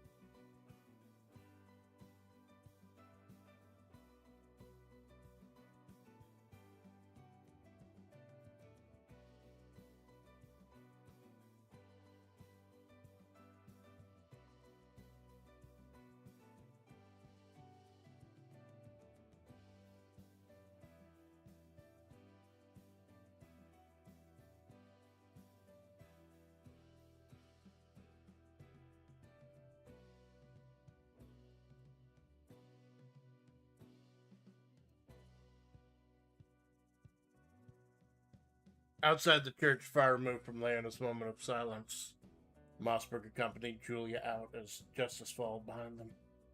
Try as she might with all her decades of legal expertise as DA of Mahavre, Mossberg knew it would be a lot less messy to just let this one go.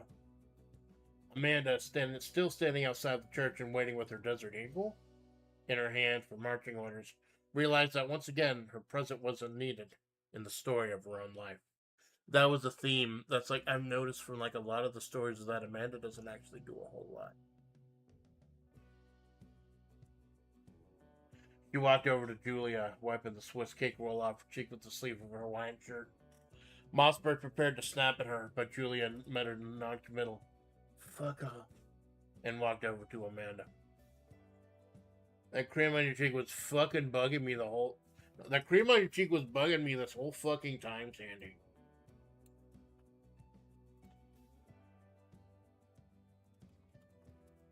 Amanda said as Mossberg crossed their arms, just slowly starting to realize how badly they'd been played. You good? Yeah, fine. You know, Amanda, I thought you were being paranoid about what these people were doing to you. I apologize. I'll try to take a more proactive role in the future.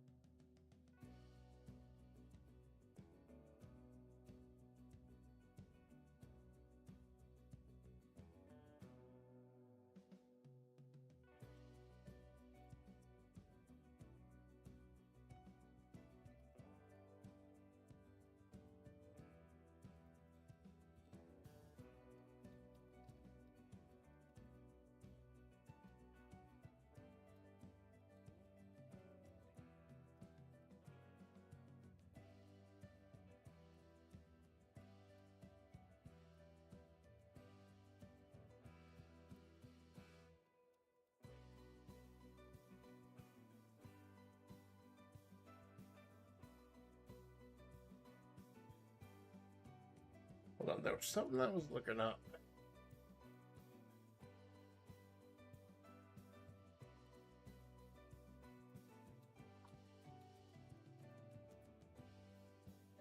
Looking up a certain weapon.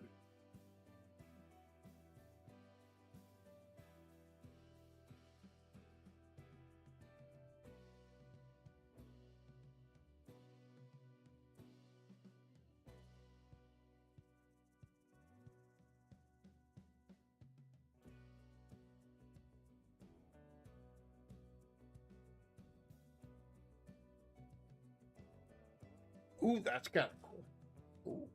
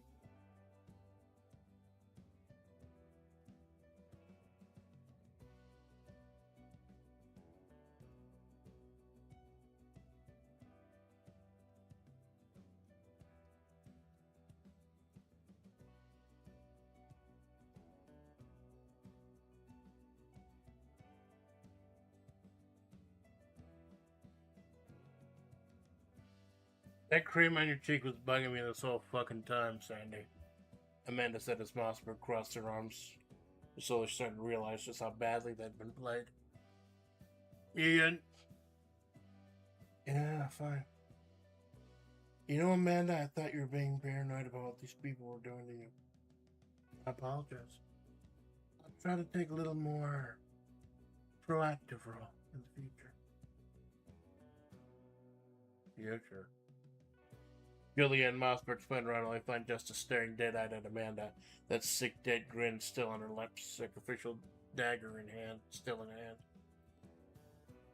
We have no future, Amanda. I'm still the sheriff of this county. As long as I draw breath in the name of our Lord Satan, I will make sure you have no peace. For all the sins you've committed. No, if she worships Satan, she likes sins. For all the virtues you've committed, for all the your fault, Something snapped. The stress of the long night, the bullshit having to do with the Rattlers, the uncertainty of her new job in Old Town, the issues with her streaming career.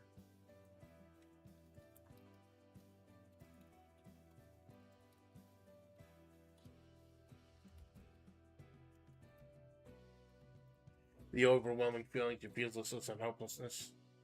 And now this entire night, something just snapped. Amanda's eyes, nearly as dead as Justice's, fixed on hers as she reached into her pocket with a free hand, pulling out a pair of fingerless driving gloves and slapping Justice across the face with them. Leona's words from a couple days ago rang in her ears. You know dueling's still legal in Mahavre, right?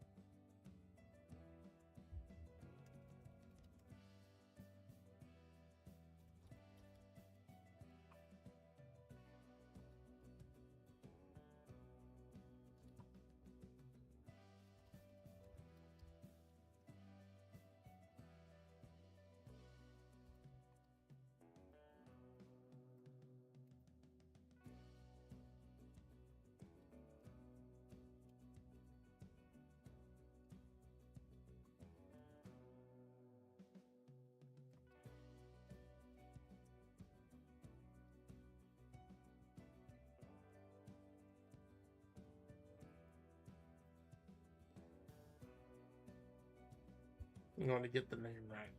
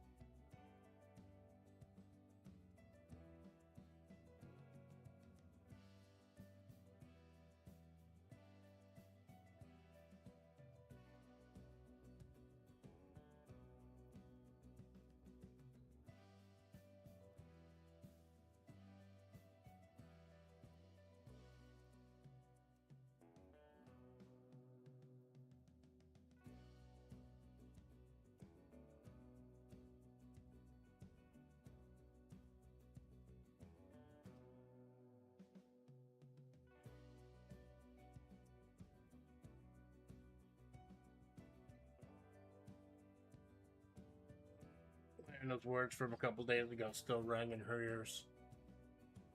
You know dueling's still legal in Mojave, right? Amanda! Julia/Henry barked at as Mossberg held her back. What the fuck did you just do? Justice just stood there, staring for the longest time. Chuckled, only briefly checking her watch. About 5 a.m. Sunrise is around 6:30. That'll be more than enough time to get a couple of two-shot derringers down here. Pistols at dawn it is. Of all the time over 15 years that Sandra would spend with Amanda in the desert, we never thought it would come to this. As Justice walked over to the police cruiser, got on the radio, making the proper calls, Amanda walked back through town and country and slid in the back seat, setting the alarm on her phone for an hour. Because damn it, if she was trying to get some fucking sleep tonight. Well, sin and virtue would apply the same way for a Satan as any other religious group. The difference is what specific sin or virtue. Oh, you know, that's good. That's good. That's actually good, thank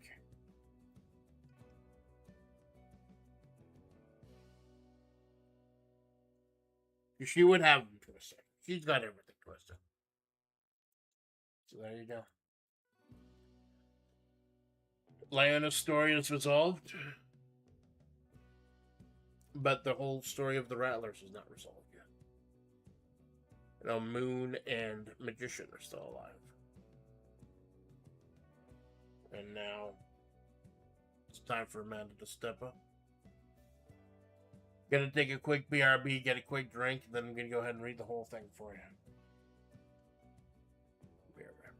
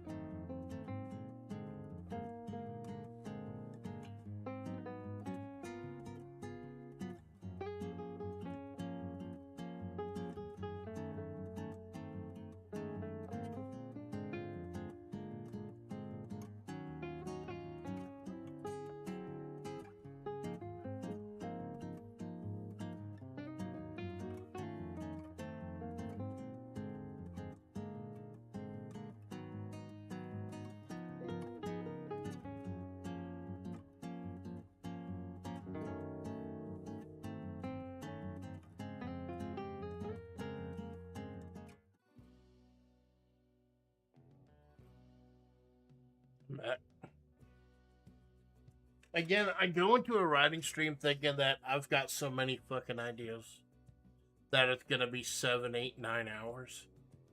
And I'm sorry if it gets boring if I'm just talking at night, but I'm always surprised by like when I go in here with an agenda.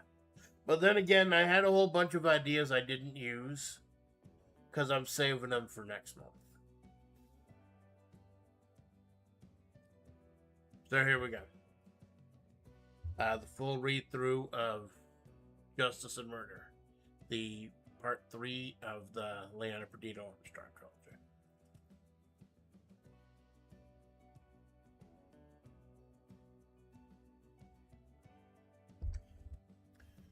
The sheriff's cruiser barreled past the smallest church in Mahabre, finding its place amongst a garden of rocks and crags lying in the distance, as if a strange stone garden had been laid there or a mountain had collapsed years ago, and the Titans had gotten bored trying to pick up all the pieces. Justice parked the cruiser, sitting motionless as if telling Hanged Man he knew what to do. The slovenly, obese beast wiped his fingers in his wiry orange beard, stumbled out of the cruiser, grabbing the corpse of the hermit, and dragging her down the well-worn path too many others had been dragged down. Make sure to open that filthy costume. Justice mumbled out into the still desert air. I want them to get easy access to the meat. Hangman nodded, tearing open the yellow mascot costume that had accumulated decades worth of filth, tossing the elderly woman in a pile. The darkness, as it had every time this ritual occurred, crawled towards the body and immediately swarmed it as Hanged Man stumbled away. Small globules of darkness, bearing various eyes, tentacles, teeth, and what could only be described as protrusions. The last thing Cosette saw before Amanda fired away the darkness in her desert eagle, allowing the girl a dignified death. Hanged Man was almost hypnotized by the feast, but was roused from his awe by Justice slapping her hand against the cruiser door. Yeah, move on. Justice barked in that strange dead mumble she had. Service will start at 7 a.m. I want to be done before then. Hanged Man nodded, sliding in the back seat with the unconscious silver-haired woman in the one-piece black swimsuit, remnants of a Swiss cake roll still on her lips. Justice pulled up the cruiser to the church, grabbing a black velvet bag out of the trunk, as Hanged Man grabbed the silver hair in one fist and, with the loving grip of a man who knew his priorities, a sniper rifle in the other. The silver-haired woman's body made it as far as the altar of the church, but the Hanged Man carried a sniper rifle all the way up the not stairs, all the way up the ladder to the belfry. I was wondering if I'd called it stairs at one point. No, it's a ladder. Belfry, panting and wheezing the entire way to the small belfry, where you get a 360 nearly unrestricted view of a foot ton of sand. It was up to Justice, as always, to handle everything that required precision. Surgical precision, as it were. The dead-eyed woman's past life before she was run out of the medical industry for one too many sacred organs going missing. It's not their fault for not taking care of them, Justice had justified to herself. As Justice hefted the silver-haired woman's body onto the altar, pulling out a small sacrificial dagger, hearing the woman stir and grunt slightly, she took it upon herself to pontificate. Do not allow the spark of discord and enmity to smolder. The longer you wait, the more the enemy tries to cause confusion among you. Be watchful so that he does not mock you. Humility destroys all of his games. Justice chuckled, seeing the silver-haired woman stir slightly. Oh, I do, Amanda. I told you. You kept reporting what the Rattlers were doing. Making more work for me. And it's your fault they do what they do to you. It's your fault they harass you. It's your fault they assault you. You can refer to me like I'm some kind of authority figure. A confused grunt came from the silver-haired woman lying on the altar. Oddly enough, the woman sluggishly moved her hand up to eyes for a few seconds before removing them, opening them and staring with a yellow, jaundiced gaze at Justice. You're the sheriff. A violent backhand with the pommel of the sacrificial dagger drove the silver-eyed woman back to the altar, going limp once again. What Imanavre wastes his resources on you. Cares about you. Your idiot friends at the Motel California. Those streamers you slum with. How many of both of them have you driven? Who's come here to see? Nobody. Nobody's here because you dragged me out in the middle of the fucking night, the silver-haired woman growled. This was met with Justice grabbing her by the back of the head and slamming her face against the altar, working at tearing open her swimsuit with her dagger. Her free hand pulled out her smartphone, thumbing through images of ancient manuscripts, because this fucking time, she was going to get it right. Not that any of the mistakes have been her fault, mind you. The back door of the church flew open and Justice immediately pointed her dagger at the intruder. Meanwhile, with a battered, bruised, blood-soaked face with just the smallest vestiges of clown makeup smeared across it. The magician was panting heavily, grabbing his chest. He turned his attention to the silver-haired woman on the altar, looking in shock and confusion, or at least as much as his clown makeup would allow him. That changed as soon as he realized that this was something that wasn't about him, and he quickly lost interest, turning to Justice. Boss, I need my phone back, I swear. You think you've earned it back, Sean Paul? Justice questioned. You think your law officers would be finding out how many gigs of AI generated ginger poplin porn you had on there? Leona's back, he barked out. Me and Moon just ran into them in the bucket of blood. She was... He looked at the altar, then back at Justice. She thinks I killed Cosette. Justice, seeing this as an obstacle to desecrating this church with the corpse of the woman who would dare force her to do her job, reached into her jeans and tossed Magician's phone, stained with orange dust.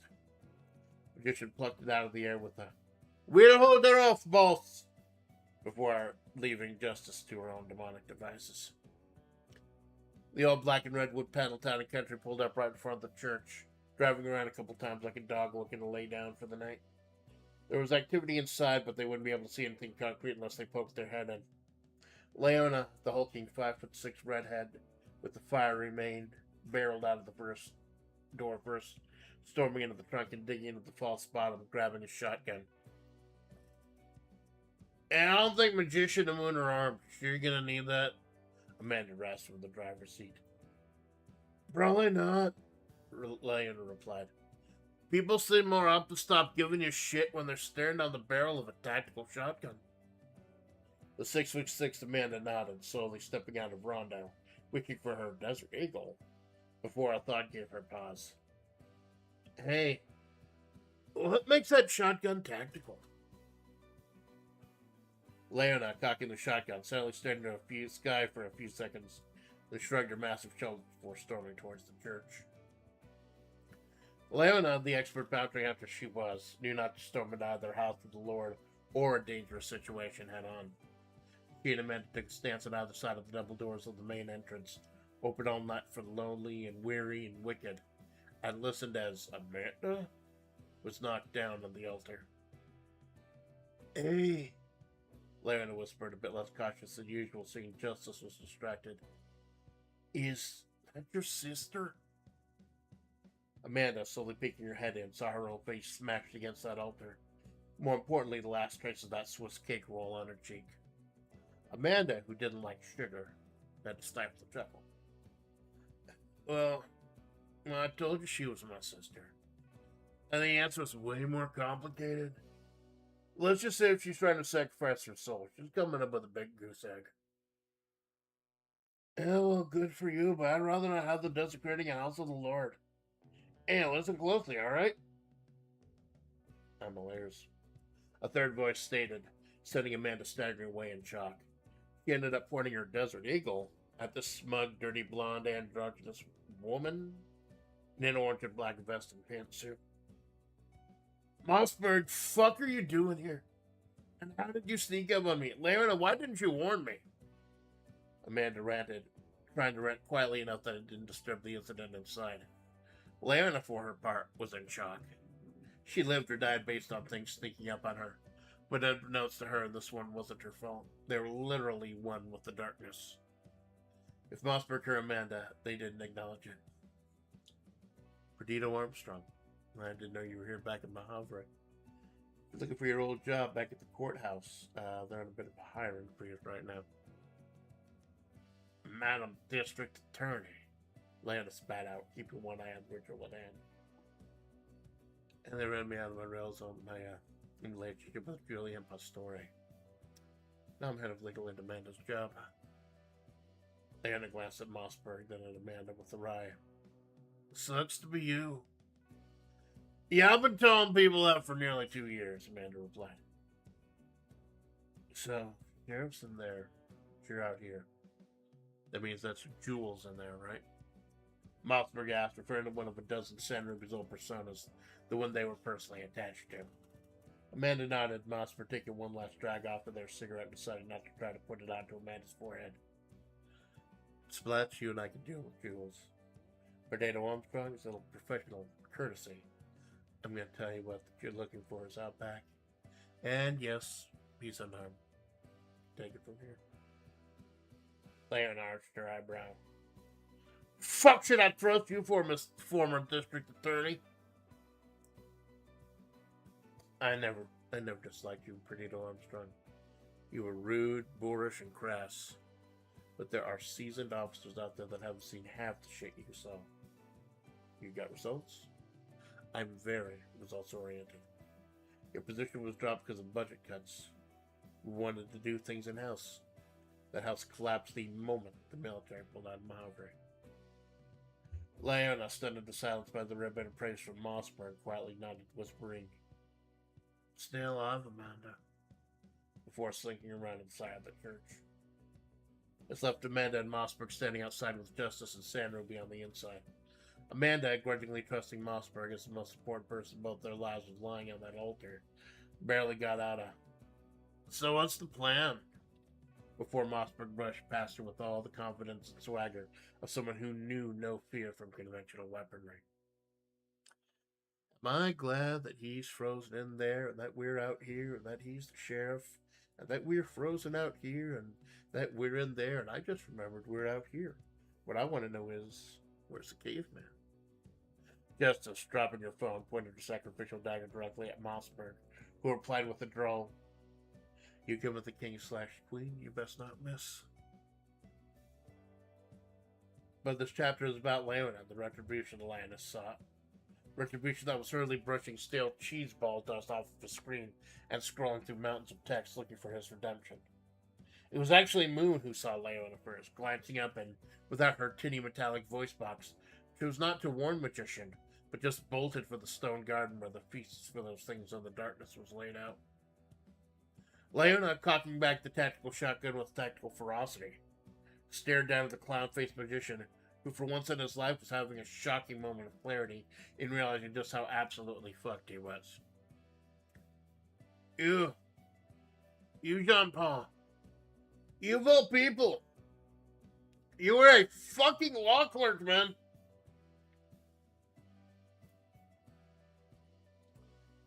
You knew Cosette. You knew just how sweet and helpful she was, and for some sick joke, you led her to her death? I swear it wasn't me, Jean-Paul barked out, finally finding the exculpatory text he needed. He tried to hand the phone to Leona, but was met with a tactical barrel pointed decidedly untactical clown face and an angry, Put it on the ground! Magician dropped the phone on the eldritch sand, limply kicking it towards her. She kept a close eye on the clown show as she thumbed through the last text conversation he'd opened. Doesn't matter if it's you or Thaddeus slurping on that phone.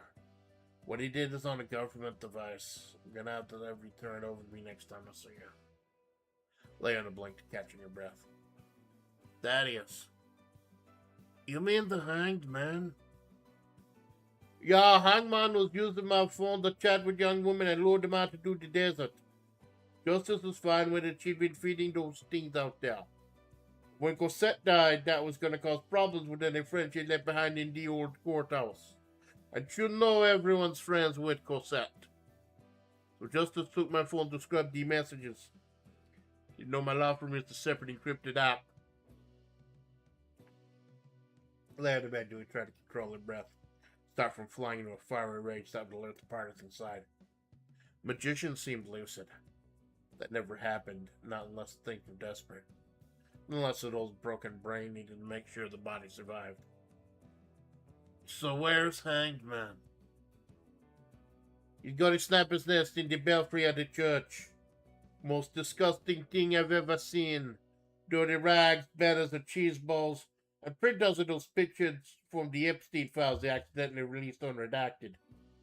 If Justice is up there, he's up there. Tossing the phone aside and pulling a zip tie out of her pocket. Leona was relieved when this maniacal magician calmly laid down on the stomach and assumed his fate and the position.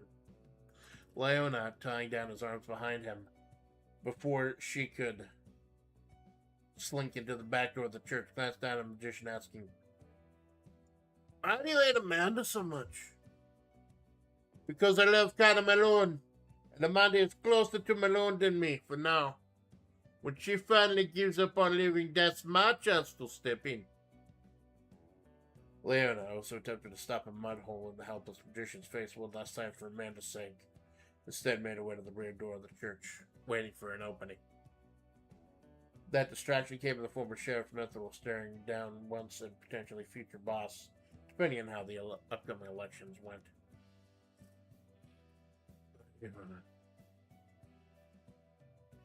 Mithril, you know this is going to end well. Regardless of how small the Christian population is in the place where we once walked with the gods, of the fact that you're desecrating a national landmark, you won't get off with just resigning your post.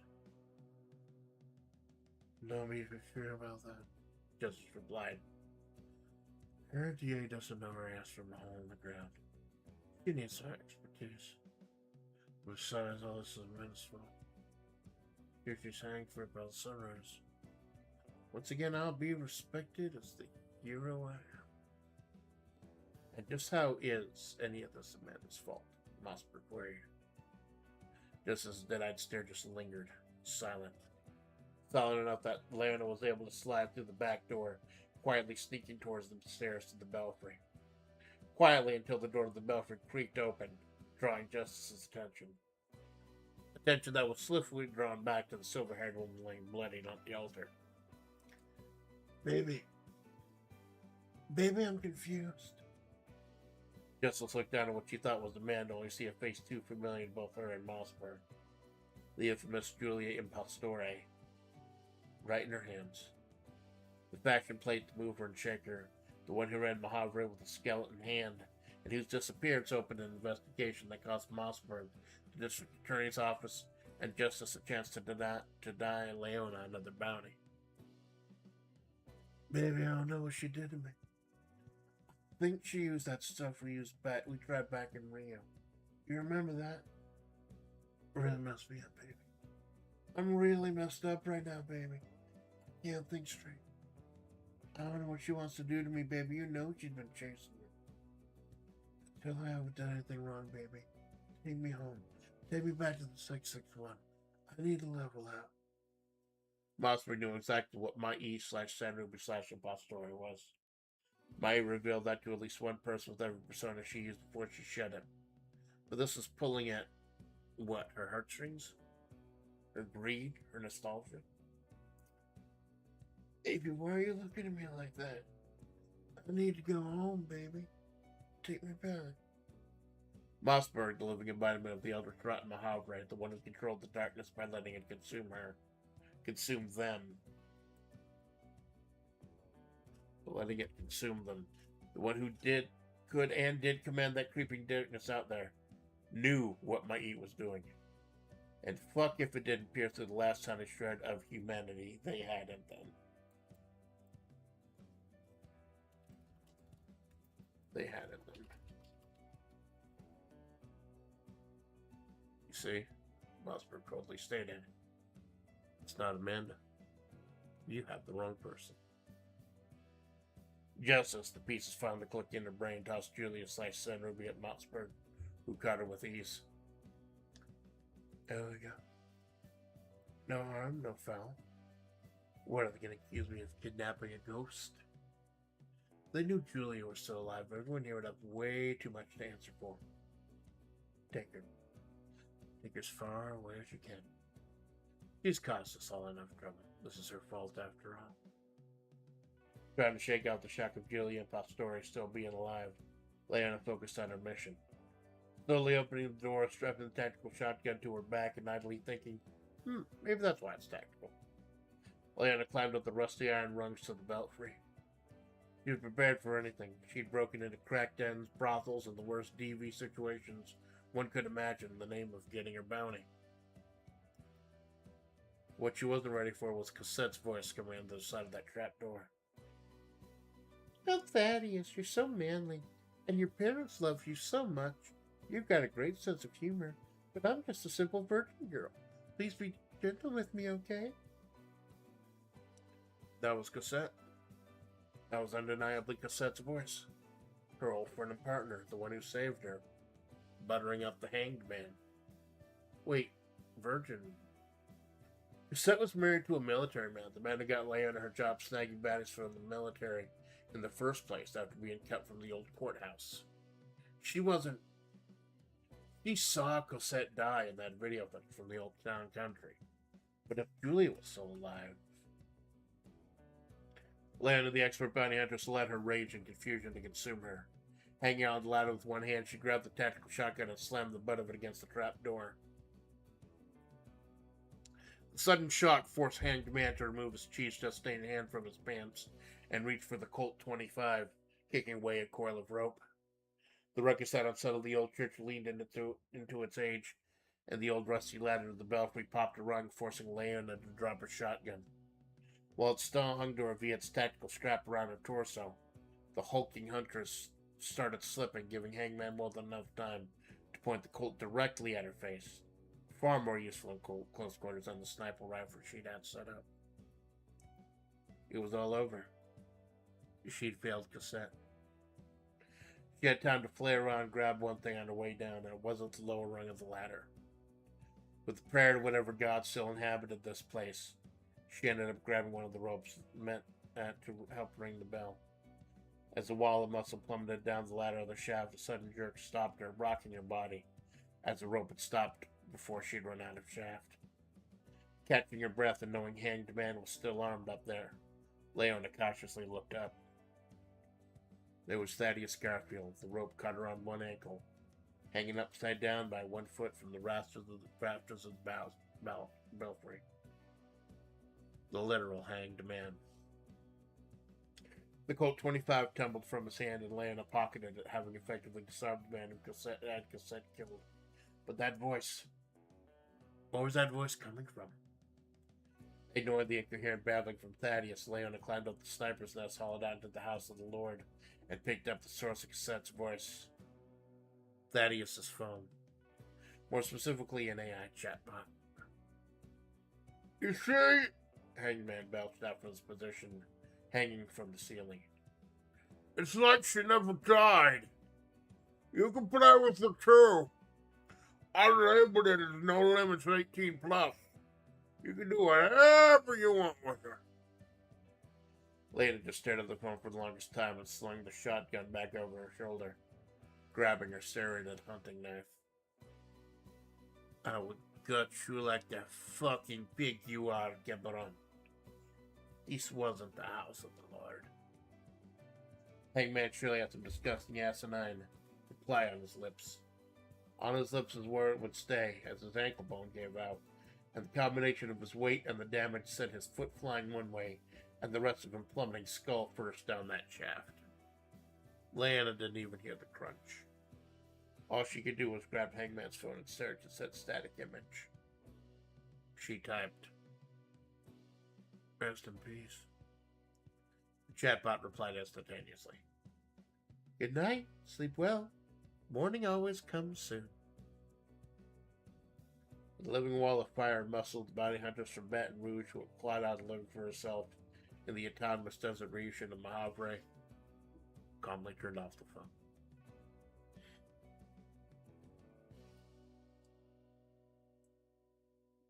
Outside the church, far removed from Leona's moment of silence, Mossberg accompanied Julia out as Justice followed behind them.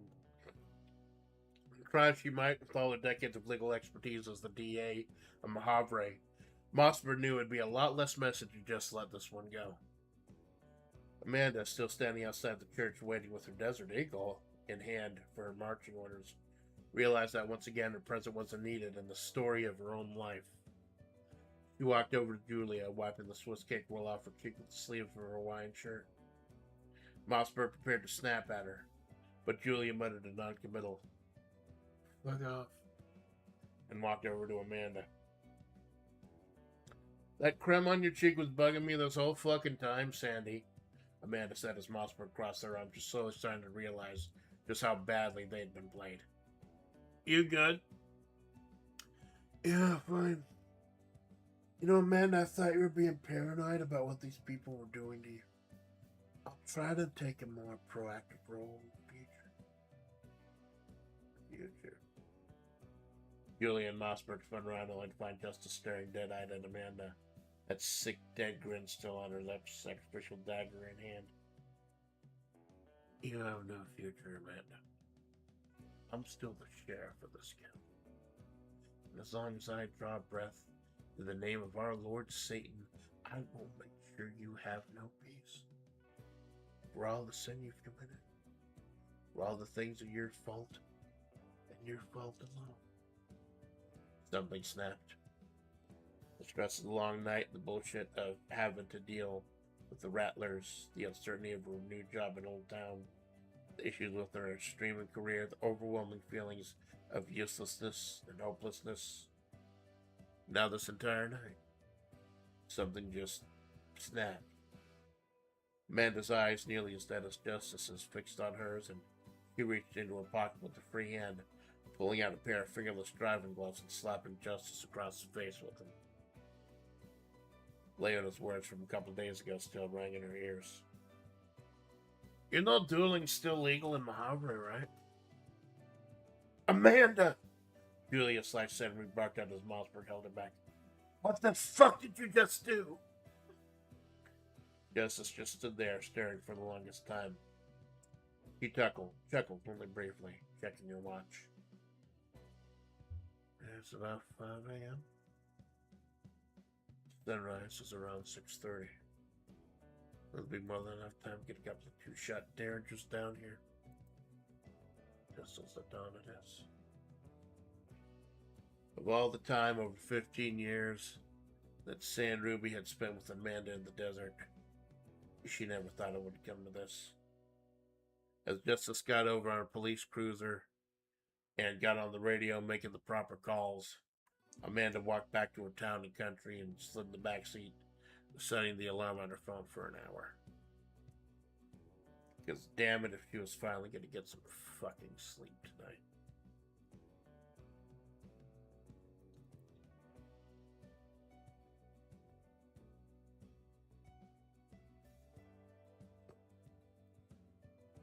There you go.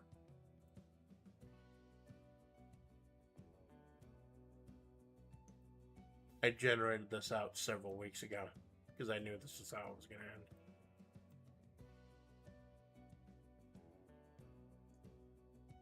One month from now, July 17th, the 2-year anniversary of this channel. I've already been pre-approved for getting time off, but I will take the time off if they lied to me.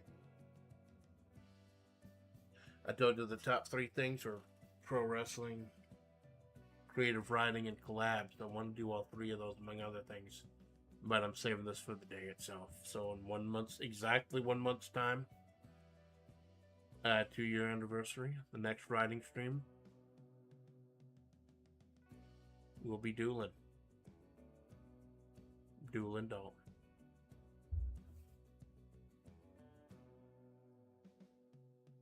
Jinx, thank you for stopping by. Plantera, thank you for stopping by. Clanker, thank you for stopping by. Dragon Lord, thank you for stopping by.